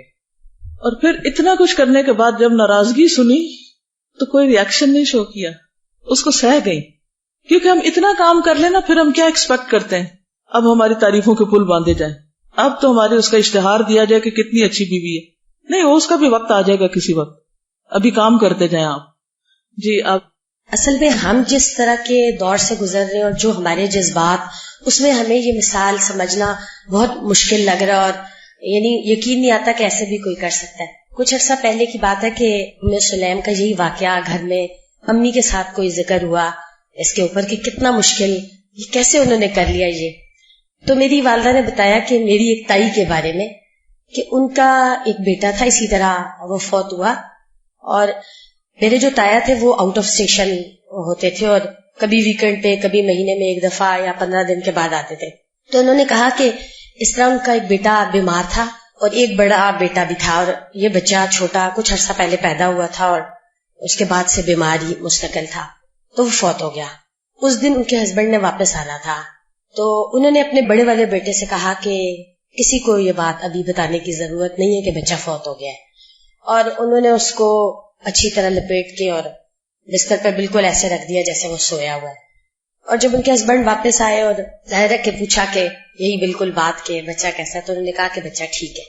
اور بس اس کے بعد بالکل نارمل طریقے سے وہ رہیں، اسی طرح ان کا خیال رکھا، کھانا دیا، ہر چیز دی، اور اس کے بعد پھر بتایا کہ بچہ فوت ہو گیا ہے. تو میں جس دن یہ واقعہ سنا تو مجھے اتنی حیرانی ہوئی اور میں سوچنے لگی کہ آج کل بھی ایسی مثالیں موجود ہیں جس کا ہم تصور یعنی سوچنا ہی مشکل لگتا ہے کہ یہ کیسے ہو سکتا ہے. لیکن اللہ تعالیٰ جس کو یہ ہمت دے اور جس کو توفیق دے. اور ان سب چیزوں کے سننے کا مطلب یہ ہے کہ ہم اپنی زندگی میں ان کو کسی نہ کسی مرحلے میں، کسی نہ کسی شکل میں، کسی نہ کسی موقع پر جب ٹائم آئے تو کر کے دکھائیں. پھر ام سلیم جو تھی وہ فزیکلی تو جنگوں میں جا کے پتہ چلتا ہے کہ کتنی فزیکلی صحت مند تھی یا مضبوط تھی، ایموشنلی آپ دیکھیں کتنی مضبوط تھی. پھر علمی اعتبار سے آپ دیکھیے انٹلیکچولی کتنے اچھے کوسچنز ہیں ان کے. ام سلیم نے حضور صلی اللہ علیہ وسلم سے ایک سوال کیا، حضرت عائشہ بھی پاس بیٹھی ہوئی تھی. کہنے لگی کہ یا رسول اللہ صلی اللہ علیہ وسلم، عورت اگر خواب میں وہ دیکھے جو مرد دیکھتا ہے اور اپنے جسم پر وہ دیکھے جو مرد دیکھتا ہے تو وہ کیا کرے؟ نیند میں اگر وہ کوئی ایسا خواب دیکھے اور اس کے جسم سے پانی کا اخراج ہو جائے تو کیا کرے؟ تو حضرت عائشہ رضی اللہ تعالی عنہا نے فرمایا، اے ام سلیم، تم نے عورتوں کو رسوا کر دیا، یعنی یہ بات کیوں بتائیے، کیوں کھولیے، تیرے ہاتھ خاک آلود ہوں. رسول اللہ صلی اللہ علیہ وسلم نے حضرت عائشہ سے فرمایا، بلکہ تیرے ہاتھ خاک آلود ہوں اے ام سلیم، جب عورت اس طرح دیکھے تو اس کو غسل کرنا چاہیے. یہ کتنا ضروری سوال تھا، کیونکہ پاکی اور ناپاکی سے تعلق رکھتا تھا. تو اگر وہ یہ سوال نہ کرتی تو آج عورتوں کو کیسے پتا چلتا ہے؟ ٹھیک ہے یہ اگر نارمل روٹین نہیں یا ایک عام بات نہیں ہے لیکن اس کا وجود تو ہے. تو پھر ایسی صورت میں اگر پتہ ہی نہ ہو تو لوگوں کی کتنی نمازیں ضائع ہو جائیں. تو اس سے ان کی سوچ اور ان کے جو دین کے معاملے میں جاننے کا ایک ذوق ہے وہ پتہ چلتا ہے. یہ صحیح مسلم کی روایت ہے. ایک اور صحیح الادب المفرد کی روایت ہے. ام سلیم فرماتی ہے ایک دن میں نبی صلی اللہ علیہ وسلم کے پاس تھی. آپ نے فرمایا اے ام سلیم جس مسلمان کے 3 بچے مر جائیں تو اللہ تعالیٰ ان بچوں پر فضل و رحمت کے سبب سے اس کو جنت میں داخل کرے گا, اس عورت کو جس کے بچے فوت ہوئے. میں نے کہا اور 2 بھی؟ آپ نے فرمایا اور 2 بھی. یہ سوال ایک اور موقع پر حضرت عمر نے بھی کیا تھا اور انہوں نے بھی کیا. پھر اسی طرح انہوں نے نبی صلی اللہ علیہ وسلم سے جو بیعت کی تھی اس کو پورا کیا, اور اس میں کیا تھا کہ ہم نوحہ نہیں کریں گی, اور یہ بیٹے کی وفات پر انہوں نے ثابت کر کے دکھایا. پھر صحابہ بھی ام سلیم سے کچھ مسئلے مسائل پوچھا کرتے تھے. اکرمہ کہتے ہیں ایک مرتبہ زید بن ثابت اور ابن عباس کے درمیان اس عورت کے حوالے سے اختلاف رائے ہو گیا جو 10 ذی الحجہ کو طواف زیارت کر لے اور اس کے فوراً بعد ہی اسے ایام شروع ہو جائیں. طواف زیارت کون سا طواف ہوتا ہے؟ حج کا فرض طواف ہوتا ہے. ٹھیک ہے, تو بہرحال اب ان کے درمیان اختلاف ہی ہو گیا کہ اگر طواف زیارہ ہو گیا اور پیریڈ شروع ہو گئے تو حضرت زید کہنے لگے کہ جب تک وہ طواف وداع نہ کرے وہ جا نہیں سکتی. ابن عباس نے کہا کہ اگر وہ طواف زیارت کر چکی ہے اور اپنے خامن کے لیے حلال ہو چکی ہے تو اگر وہ چاہے تو واپس جا سکتی ہے اور انتظار نہ کرے. انصار کہنے لگے اے ابن عباس اگر آپ کسی مسئلے میں زید سے اختلاف کریں گے تو ہم اس میں آپ کی پیروی نہیں کریں گے. ابن عباس نے فرمایا اس کے متعلق تم ام سلیم سے پوچھ لو. انہوں نے ام سلیم سے پوچھا تو انہوں نے کہا کہ صفیہ بنت حیی کے ساتھ یہی مسئلہ پیش آیا تھا. ٹھیک, صفیہ بنت حیی کے ساتھ یہی مسئلہ پیش آیا تھا جس پر حضرت عائشہ نے فرمایا افسوس تم ہمیں روکو گی. نبی صلی اللہ علیہ وسلم سے اس بات کا ذکر ہوا تو آپ نے کوچ کا حکم دیا, اور خود ام سلیم نے اپنے متعلق بتایا کہ انہیں بھی یہ کیفیت پیش آ چکی ہے اور رسول اللہ صلی اللہ علیہ وسلم نے انہیں بھی جانے کا حکم دیا. تو یہ مسند احمد کی روایت ہے. ویسے تو طواف وداع جو ہے وہ ضروری ہے, لیکن ایسی عورت کے لیے رخصت ہے کہ وہ طواف وداع نہ کرے, اور اس معاملے میں ام سلیم کی رائے کو قبول کیا گیا. پھر یہ کہ نبی صلی اللہ علیہ وسلم کے ساتھ ام سلیم کا ایک بہت انوکھا تعلق تھا, اور اس کے ہم کچھ واقعات پیچھے پڑھ بھی چکے ہیں اور کچھ چیزیں اور بھی. موٹی موٹی باتیں تو آپ کو معلوم ہیں کہ جس میں نبی صلی اللہ علیہ وسلم ان کے گھر تشریف لے جاتے, ان کے گھر نماز پڑھا کرتے تھے, اور ایک مرتبہ نفل نماز آپ نے ام سلیم اور ان کے بیٹے کو پڑھائی, جس میں ان کے بیٹے جو تھے وہ آپ کے ساتھ کھڑے ہو گئے اور ام سلیم پیچھے اکیلی کھڑی تھی, اور یہ فرض نماز کے علاوہ نفل نماز کی جماعت کرائی تھی آپ نے. پھر اسی طرح یہ ہے کہ ام سلیم کہ ہاں یہ نماز صرف ایک دفعہ نہیں ہوئی, کئی بار ہوئی. وہ کہتی ہیں کہ آپ ہماری ایک چٹائی پر نماز پڑھا کرتے تھے. حضرت انس کہتے ہیں کہ آپ ہمارے ہاں آتے اور ایک چٹائی پہ نماز پڑھا کرتے تھے اور ام سلیم اس پر پانی چھڑک دیتی تھی, یعنی اس کو فریش کر دیتی تھی. ڈسٹ پڑ جاتی ہوگی تو پانی چھڑک کے وہ صاف ہو جاتی تھی. پھر اسی طرح آپ صلی اللہ علیہ وسلم نے ان کے لیے دعا کی. پھر نبی صلی اللہ علیہ وسلم نے آپ کو اپنے بال بھی دیے تھے حج کے موقع پر. انس کہتے ہیں کہ رسول اللہ صلی اللہ علیہ وسلم نے حجۃ الوداع کے موقع پر جب حلاق سے سر منڈانے کا ارادہ کیا تو ابو طلحہ نے سر کے ایک حصے کے بال اپنے ہاتھوں میں لے لیے, گرنے نہیں دیے. پھر وہ بال ام سلیم اپنے ساتھ لے گئی, وہ انہیں اپنی خوشبو میں ڈال کر ہلا لیا کرتی تھی. ایک اور روایت میں آتا ہے آپ نے حلاق سے فرمایا کہ یہاں سے بال اتارو, پھر ہاتھ کے ساتھ دائیں جانب کی طرف اشارہ کیا. آپ نے ان بالوں کو اپنے قریب موجود لوگوں میں تقسیم کیا. پھر آپ نے حجام کو بائیں جانب بال کاٹنے کا اشارہ کیا تو اس نے وہ بال مونڈے اور آپ نے خود ام سلیم کو دیے. اس سے پتہ چلتا ہے کہ ابو طلحہ بھی لے گئے اور ام سلیم بھی لی. پھر اسی طرح آپ کے بیٹے کا جنازہ بھی حضور صلی اللہ علیہ وسلم نے پڑھایا تھا اور ان کے گھر میں ہی جنازہ پڑھا دیا تھا. وہ بچہ جو فوت ہوا تو وہیں پر جہاں پر وہ تھا وہیں جنازہ پڑھا دیا. اس سے کیا پتہ چلتا ہے؟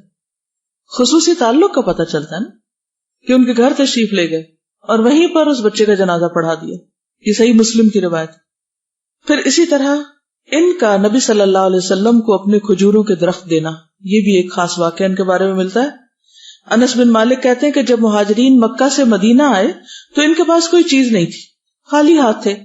انصار زمین اور جائیداد والے تھے، تو انصار نے اس شرط پر زمینیں ان کے سپرد کر دی کہ وہ ہر سال پیداوار کا نصف انہیں دیں گے اور ان کی جگہ محنت مزدوری کریں گے. ام سلیم نے حضور صلی اللہ علیہ وسلم کو اپنے کھجور کے درخت دیے تھے. یعنی جیسے عبد الرحمن بن عوف کے انصاری بھائی کون تھے، نام یاد؟ مشہور واقعہ ان کا، جنہوں نے کہا تھا کہ میری 2 بیویاں ہیں، میں ایک کو طلاق دے دیتا ہوں، جس کو تم پسند کرو اور اس سے تم نکاح کر لو. کون صحابی تھے وہ؟ سعد بن ربی. ٹھیک ہے، گڈ، سعد بن ربی. تو ام سلیم نے کیا کیا، اپنے کھجوروں کے درخت جو تھے وہ حضور صلی اللہ علیہ وسلم کو دیے تھے. رسول اللہ صلی اللہ علیہ وسلم نے ان درختوں کا کیا کیا ہوگا؟ کیا خیال ہے آپ کا؟ انہوں نے وہ درخت اپنی آزاد کردہ باندی ام ایمن کو، جو حضرت اسامہ بن زید کی والدہ تھی، ان کو دے دیے تھے آگے. تو ام سلیم نے مائنڈ نہیں کیا، میں نے آپ کو دیے تھے اور آپ نے آگے دے دیے. ایسے کرنا چاہیے. جی کچھ لوگ ایسے کرتے ہیں نا. کیا کرتے ہیں جب کسی کو تحفہ دیتے ہیں؟ ہم کہتے ہیں یہ آپ نے سلانا ہے یا آپ نے پہننا ہے. ہاں، یعنی آپ ہی استعمال کریں گے، کوئی اور نہیں کرے گا. ٹھیک، تو اس میں آپ دیکھیے کہ ام سلیم نے ایسا نہیں کیا کہ یہ کھجوروں کے باغ آپ ہی رکھیں گے، کوئی اور نہیں لے گا. چلیے، ام سلیم جب حج پر نہیں گئی تھی یا نہیں جا رہی تھی تو آپ نے ان سے کیا کہا تھا؟ رمضان میں چلی جانا، اس سے کیا فائدہ ہوگا؟ میرے ساتھ حج کے برابر ہے. ام سلیم کے ایک سفر میں بچے کی ولادت ہوئی تھی. پھر آپ نے کیا کیا تھا؟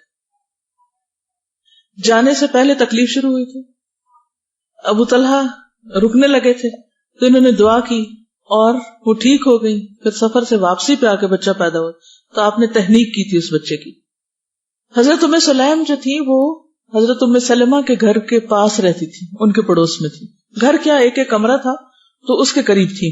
ان کے بیٹے انس کو کیا کیا دعائیں دی تھی آپ نے؟ مال اور اولاد میں برکت کی دعا. ٹھیک ہے. حضرت انس کہتے ہیں کہ ام سلیم کے پاس لکڑی کا ایک پیالہ تھا.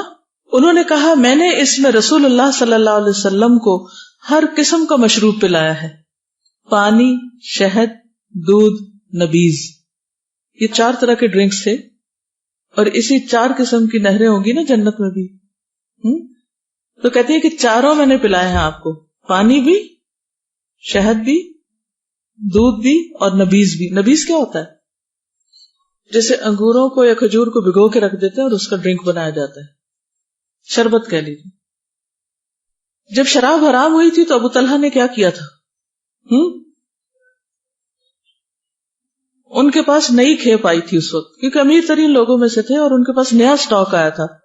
انس کہتے ہیں کہ کچھ اور صحابہ بھی بیٹھے ہوئے تھے ابو طلحہ کے گھر میں اور میں شراب پلا رہا تھا. اتنے میں ایک آدمی آیا اور اس نے کہا کہ آپ کو کوئی خبر پہنچی؟ ہم نے کہا نہیں. اس نے کہا شراب حرام کر دی گئی. ابو طلحہ نے کہا اے انس ان مشکوں کو بہا دو.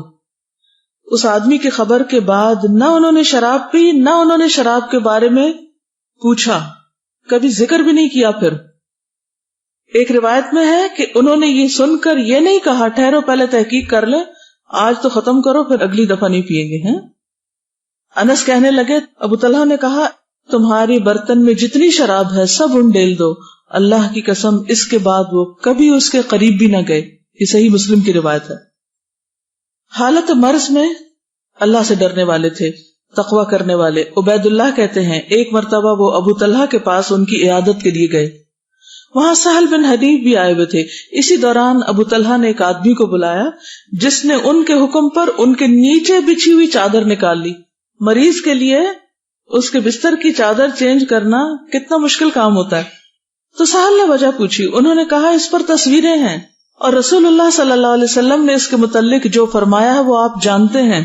سہل نے فرمایا کہ نبی صلی اللہ علیہ وسلم نے کپڑوں میں بنے ہوئے نقش کو مستثنا نہیں کیا.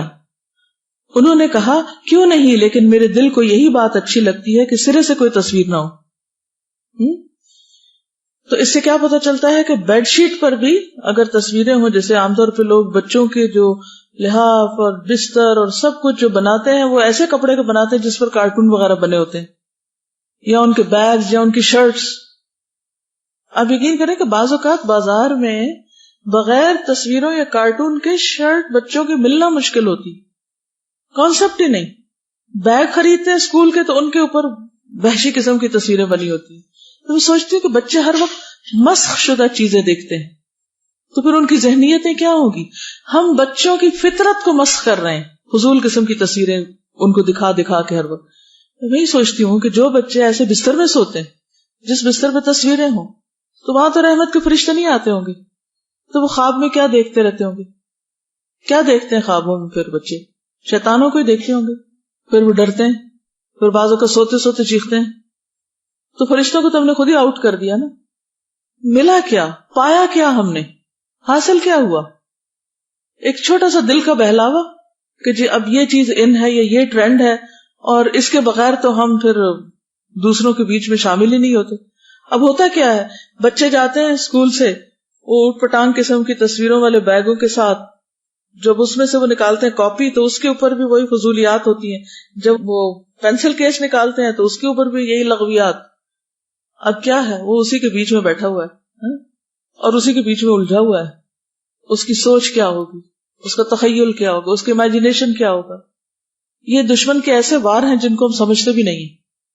اور پھر کیا ہوتا ہے، بچے باز کو کھلی چیزیں چھوڑ رہے ہیں، آپ وہی نماز پڑھ رہے ہیں، اپنے ان کے کمرے میں پڑے ہوتے ہیں، ایسے ہی ادھر ہی سو جاتے ہیں. ہم کس چیز کے بیچ میں رہتے ہیں؟ کبھی سوچا ہم نے کیا ماحول ہے ہمارا؟ کتنا تقویٰ اس سے جھلکتا ہے. ہم کیا دے رہے ہیں اپنے بچوں کو؟ تو بہرحال ابو طلحہ جو تھے وہ نبی صلی اللہ علیہ وسلم کے زمانے میں جہاد میں شرکت کے خیال سے نفلی روزے نہیں رکھتے تھے، لیکن آپ کی وفات کے بعد وہ کہتے ہیں کہ میں نے انہیں عید الفطر اور عید الاضحیٰ کے سوا روزے کے بغیر نہیں دیکھا. حضرت انس کہتے ہیں، بخاری کی روایت ہے. اور وہ کون تھے؟ غریب نہیں تھے، وہ مدینہ کے امیر ترین لوگوں میں سے تھے. ایسا نہیں تھا کہ کھانے کو کچھ نہیں تھا اس لیے وہ روزے رکھتے تھے. سب کچھ ہوتے ہوئے بھی انہوں نے کس چیز کو اپنے لیے اختیار کیا؟ انس کہتے ہیں ایک مرتبہ مدینہ میں اولوں کی بارش ہوئی، ابو طلحہ روزے سے تھے، وہ اولے اٹھا اٹھا کر کھانے لگے. کسی نے کہا آپ روزہ رکھ کے کھا رہے ہیں؟ انہوں نے فرمایا یہ برکت ہے، یعنی نفلی روزہ کھول سکتے ہیں کسی وجہ سے، یعنی آسمان سے ماء مبارک ہے. اس وقت اتنی پولوشن نہیں ہوگی نا جیسے ہوا میں، تو جو آسمان سے بارش اترتی ہوگی ساری صاف ستھری ہوگی. ابو طلحہ اپنے بیٹے سے اتنی محبت کرتے تھے کہ روایت میں آتا ہے کہ جب ان کا بیٹا شدید بیمار ہوا، اس کی بیماری کی وجہ سے ابو طلحہ ہل کر رہ گئے تھے، ان کی طبیعت کمزور پڑ گئی تھی. اتنی محبت تھی انہیں اپنے بچے سے کہ اس کی بیماری نے ان کو ہلا دیا تھا. لیکن پھر کس طرح صبر ہوا. پھر اسی طرح نبی صلی اللہ علیہ وسلم کے برتنوں کی حفاظت. عاصم احول کہتے ہیں میں نے انس بن مالک کے پاس نبی صلی اللہ علیہ وسلم کا پیالہ دیکھا، وہ ٹوٹ چکا تھا، تو انس رضی اللہ عنہ نے اسے چاندی کی تار سے جوڑ دیا، سی دیا ہوگا. وہ عمدہ چوڑا پیالہ تھا، چمکدار لکڑی کا بنا ہوا تھا. امیجن کریں. انس نے بتایا کہ میں نے اس پیالے سے رسول اللہ صلی اللہ علیہ وسلم کو کئی مرتبہ پلایا ہے. اس پیالے میں لوہے کا حلقہ تھا. انس نے چاہا کہ اس کی جگہ چاندی یا سونے کا حلقہ لگا دیں، لیکن ابو طلحہ رضی اللہ عنہ نے کہا کہ جو کچھ رسول اللہ صلی اللہ علیہ وسلم نے بنایا اس میں کوئی تبدیلی نہ کرو. چنانچہ انہوں نے یہ ارادہ چھوڑ دیا. حلقہ کیا ہوتا ہے؟ وہ پیالے کے اوپر وہ جو اس کا کرو ہوتا ہے نا، اس کنارہ، اس کے اوپر کی لیئر جو ہے. تو انہوں نے کہا کہ نہیں، آپ صلی اللہ علیہ وسلم کے پیالے کی حالت مت تبدیل کرو. نبی صلی اللہ علیہ وسلم کی قبر کس نے کھودی تھی؟ نبی صلی اللہ علیہ وسلم کی قبر کس نے کھودی تھی؟ اب آپ کہیں گے ابو طلحہ نے، کیونکہ انہی کا ذکر ہو رہا ہے. ٹھیک ہے. ابن عباس کہتے ہیں کہ مدینہ منورہ میں 2 آدمی قبر کھودتے تھے. ابو عبیدہ صندوقی قبر بناتے اہل مکہ کی قبروں کی طرح، اور ابو طلحہ جن کا نام زید بن سہل تھا اہل مدینہ کے لیے بغلی قبر بناتے تھے، سائڈ سے جو نکالی جاتی. تو عباس رضی اللہ عنہ نے 2 آدمیوں کو بلایا، ایک کو ابو عبیدہ کے پاس بھیجا، دوسرے کو ابو طلحہ کے پاس بھیجا. دعا کی کہ اے اللہ اپنے پیغمبر کے لیے جو بہتر ہو اسی کو پسند فرما لے. چنانچہ ابو طلحہ کے پاس جانے والے آدمی کو ابو طلحہ مل گئے، وہ انہی کو لے کر آ گیا. تو انہوں نے رسول اللہ صلی اللہ علیہ وسلم کے لیے بغلی قبر تیار کی. یہ شرف ان کو حاصل ہوا تھا. حضرت انس نے کتنی حدیثیں روایت کی ہوئی. اب ام سلیم کی اولاد کے بارے میں تھوڑی سی بات ہم کریں گے. حضرت انس کے بیٹے کتنے بیٹے؟ 3. ٹھیک ہے. نظر بن انس، موسیٰ بن انس، ابو بکر بن انس. نظر بن انس بخاری کے راوی ہیں، موسیٰ بن انس مسند احمد کے راوی ہیں، ابو بکر بن انس مسند احمد کے راوی ہیں. پوری کتابیں انہوں نے روایت کی ہیں. بیٹی امینہ بنت انس بن مالک، صحیح بخاری میں ان کا ذکر ہے. پوتے ہشام بن زید بن انس، بخاری کے راوی ہیں. حفص بن عبید اللہ بن انس، مسلم کے راوی ہیں. عبید اللہ بن ابی بکر بن انس، بخاری کے راوی ہیں. ثمامہ بن عبداللہ بن انس، ترمذی، نسائی اور ابن ماجہ کے راوی ہیں. پھر ان کے پڑپوتے عبداللہ بن المثنی بن عبداللہ بن انس بن مالک، بخاری کے راوی ہیں. پھر محمد بن عبداللہ بن حفص بن ہشام بن زید بن انس، ابن ماجہ کے راوی ہیں.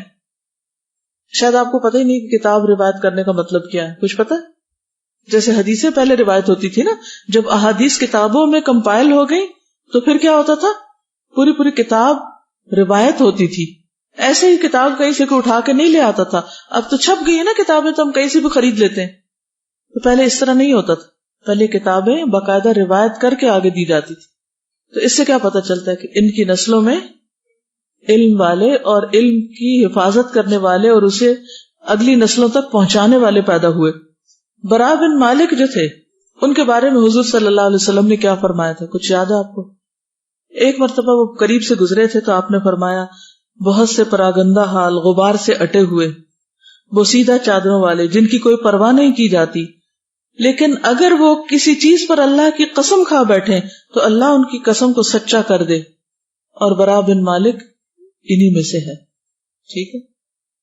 برا بن مالک مردوں کے لیے ہودی خانی کرتے تھے اور انجشہ عورتوں کے لیے کرتے تھے. پیچھے ہم پڑھ چکے ہیں. برا بن مالک بہت بہادر تھے. اس نے زرارہ کے سردار سے مقابلہ کیا تو اس کو قتل کر دیا. اس کے کنگن اور کمر بند کی قیمت 30,000 درہم تھی. ایک کنگن اور بیلٹ، اس کی قیمت 30,000 درہم تھی. عمر رضی اللہ عنہ نے اس میں سے 5واں حصہ لیا اور باقی سب برا کو دے دیا. کہا جاتا ہے کہ ام سلیم کے یہ جو بیٹے تھے عبداللہ بن ابی طلحہ، یہ اس دعا کے نتیجے میں پیدا ہوئے تھے جو نبی صلی اللہ علیہ وسلم نے اس رات کے لیے حضرت ام سلیم اور حضرت ابو طلحہ کے لیے کی تھی. اور جب ان کی ولادت ہوئی تو نبی صلی اللہ علیہ وسلم کو جب خبر ملی تو آپ نے فرمایا اللہ اکبر، یعنی آپ اتنے خوش ہوئے. تو آپ نے پوچھا کون، یعنی کہ لڑکا ہے یا لڑکی؟ تو بتایا گیا کہ لڑکے کی ولادت. آپ نے فرمایا الحمدللہ، اسے مجھے پکڑاؤ. وہ کہتے ہیں کہ حضرت انس کہتے ہیں پھر میں نے اس بچے کو آپ کو پکڑا دیا تو آپ نے اس کو تہنیک کی، یعنی گھٹی دی. پھر آپ نے ان کا نام رکھا عبداللہ. پھر کہتے ہیں کہ ان کی اندڑیوں میں سب سے پہلی چیز جو گئی وہ نبی صلی اللہ علیہ وسلم کا لعاب دہن تھا. سفیان بن عیینہ کہتے ہیں کہ انصار کے ایک شخص نے بتایا کہ میں نے عبداللہ کے 9 بیٹے دیکھے جو سب کے سب قرآن کے عالم تھے. وہ جو دعا دی تھی نا ام سلیم کو سارے صبر کے نتیجے میں کہ اللہ تمہاری اس رات میں برکت ڈالے، تو وہ بچہ جو پیدا ہوا تھا اس کی اولاد میں سے پھر یہ ساری خیر آگے پھوٹ رہی. انس کہتے ہیں کہ انصار میں اس سے افضل کوئی نوجوان نہ تھا. انس کہتے ہیں کہ اس کا نام عبداللہ رکھا گیا. اس کی نسل خوب چلی اور وہ فارس میں شہید ہوئے، یعنی ایران کی جنگ میں شہید ہوئے تھے. پھر ان کا ایک بیٹا جو تھا وہ محدث تھا. پھر اسی طرح ان کے ایک اور بیٹے عمر جو تھے، ایک بیٹے کا نام اسحاق تھا، دوسرے کا نام عمر تھا. یہ روایت کرتے ہیں کہ ابو طلحہ رسول اللہ صلی اللہ علیہ وسلم کو مسجد میں لیٹے ہوئے دیکھتے ہیں کہ آپ کا پیٹ جو ہے وہ کمر سے لگا ہوا بھوک کی وجہ سے، پھر آ کے بتاتے ہیں اور پھر ان کے لیے کھانا وغیرہ بنتا ہے. بہرحال یہ تھی چند باتیں. اگر آپ کچھ کہنا چاہیں تو پلیز موسٹ ویلکم. جی. انہوں نے ایک موقع پر صبر کیا، یعنی جب ان کا بیٹا فوت ہو گیا تو اس سے ان کو اتنی برکت، اور ان کے جب بیٹے کی اولاد سے بھی اتنی برکت کہ اللہ تعالیٰ نے اس کو علم بھی اتنا دیا اور دنیا میں بھی سارا مال وغیرہ. ان اللہ لا یضیع اجر المحسنین، ان رحمت اللہ قریب من المحسنین واللہ یحب الصابرین. ام سلیم کا صبر رنگ لایا. ہم کہتے ہیں صبر کا پھل کڑوا ہوتا ہے، لیکن حقیقت یہ ہے کہ میٹھا ہوتا ہے اور یہی میٹھا پھل ہے. میں جب صبر کا پڑھتی تھی تو کبھی سمجھ نہیں آتا تھا کہ لاسٹ مومنٹ پہ بھی صبر کیسے ہوگا نا کہ نہیں ہوتا. تو آج جب میں پڑھ رہی تھی تو مجھے لگ رہا تھا کہ جب انسان کو اللہ کی رضا بتاؤ اور یہ بتاؤ کہ انشاءاللہ آخرت میں بہت اچھا اجر ملے گا اور انشاءاللہ دنیا میں بھی پھر ملے گا, تو انسان پھر صبر کر لیتا ہے, ہو جاتا ہے اگر انسان اپنی کوشش ہو, اپنی نیت ہو. مجھے یہ اتنا اچھا لگا کہ اگر پیرنٹس میں سے کوئی بھی شادی کر لے, ماں یا باپ, تو بچوں پہ اتنا برا اثر پڑتا ہے, وہ اتنا برا سوچتے ہیں. جو بھی بچہ پیدا ہو رہا ہے حضرت انس اس کو لے کے رسول اللہ کے پاس آتے ہیں گٹھی دلوانے کے لیے. جیلس نہیں ہے ہاں چھوٹے بچوں سے. جیسے شادی کے موقع پہ انہوں نے اپنا حق مہر اسلام رکھوایا, اس کے علاوہ مہمان کو کھانا کھلایا جب کوئی کھلانے والا نہیں تھا, مہمان نوازی کی. اس کے علاوہ بیٹی کی وفات ہوتی تو اتنا اچھا ان کا عمل ہوتا ہے. تو میں سوچ رہی تھی کہ اتنا مجھے رشک آ رہا تھا کہ اب بھی ان کے اعمال کو دیکھے کوئی اس پہ عمل کرے, ان کی پیروی کرے, تو سارا صدقہ جاریہ تو ان کے لیے بن رہا ہے نا, ان کے لیے. اور پھر دیکھیں ان کو جنت میں دکھایا گیا نا نبی صلی اللہ علیہ وسلم کو انہی خوبیوں کی وجہ سے. لیکن کیا تو انہوں نے اپنے لیے عمل کیا تھا نا, لیکن ان کے لیے کتنا بڑا صدقہ جاریہ بن رہا ہے, کوئی دوسروں کے لیے انسپریشن. کوئی اور میں نے یہ کہنا تھا کہ دیکھیں ایک عورت کا صبر اور ایک پوری نسل کی اصلاح, ہم لوگ جو ہے وہ دوسروں کو کہتے رہتے ہیں, اور اگر ہم اپنی اصلاح کر لیں تو ہماری اگلی پوری نسلیں صبر سکتی ہیں. اتنا بڑا رول ماڈل ہے وہ ہمارے لیے. یعنی خود دنیا سے جانے سے پہلے اپنی اولاد کو اس کام کے لیے تیار کر گئی. بولیے. یہ جو ابھی ایک بات آپ نے کہی تھی نا کہ ایک عورت کے لیے ایموشنلی اسٹرانگ ہونا ہر سچویشن میں ایک بہت ٹف ایک سچویشن ہوتی ہے, لیکن ان کی زندگی سے پتہ چلتا ہے کہ کس طرح انہوں نے اپنی میرڈ لائف کو سیو رکھا, اپنے ایموشنز کو اچھے طریقے سے یوز کیا, جہاں پر جس طرح کرنا تھا بہت حکمت سے کام کیا.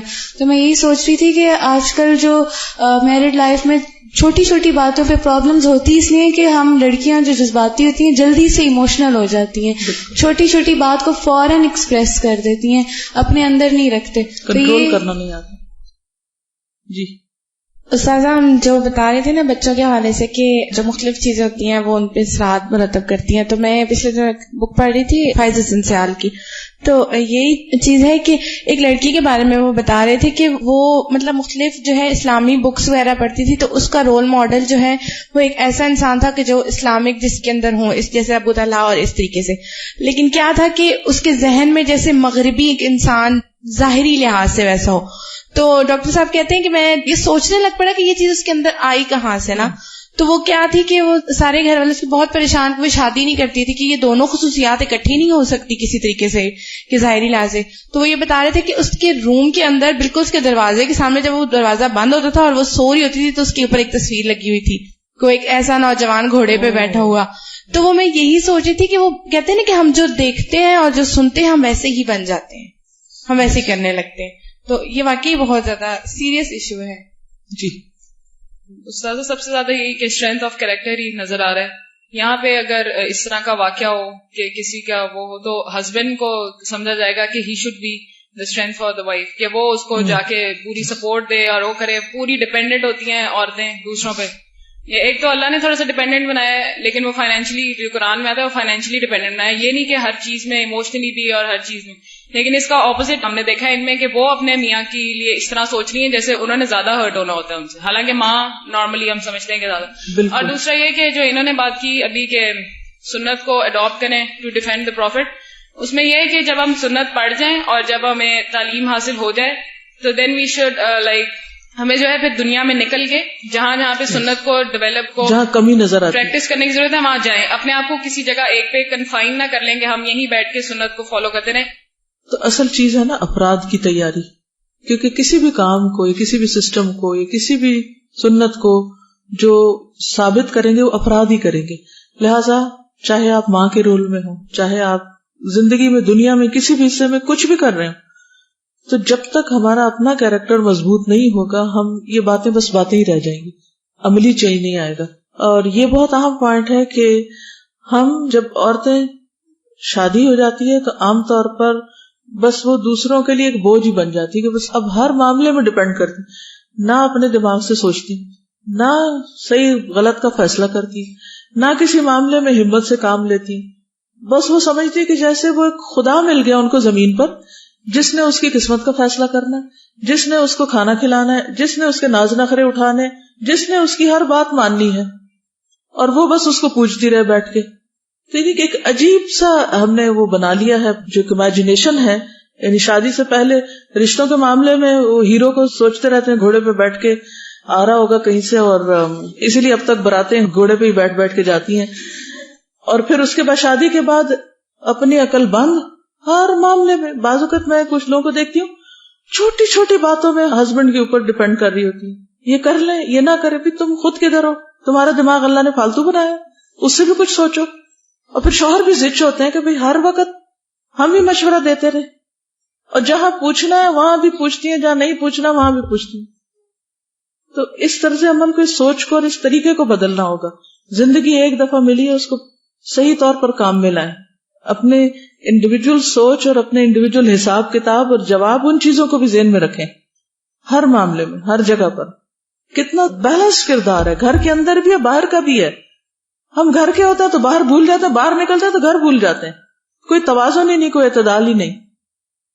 استاذہ اسٹریس میں اسی پوائنٹ پہ پھر کروں گی، کیونکہ جب ہم پڑھتے ہیں نا تو پھر ہم اتنا زیادہ علم میں اور اس میں انوالو ہو جاتے ہیں کہ پھر ہم اگنور کر دیتے ہیں کہ جو ہے ہمیں یہ بھی دیکھنا ہے، حکمت اس کو بھی کہتے ہیں، کہ کہاں پہ اس وقت سب سے زیادہ ضرورت ہے اور کہاں پہ جا کے میں زیادہ بڑا چینج کریٹ کر سکتی ہوں.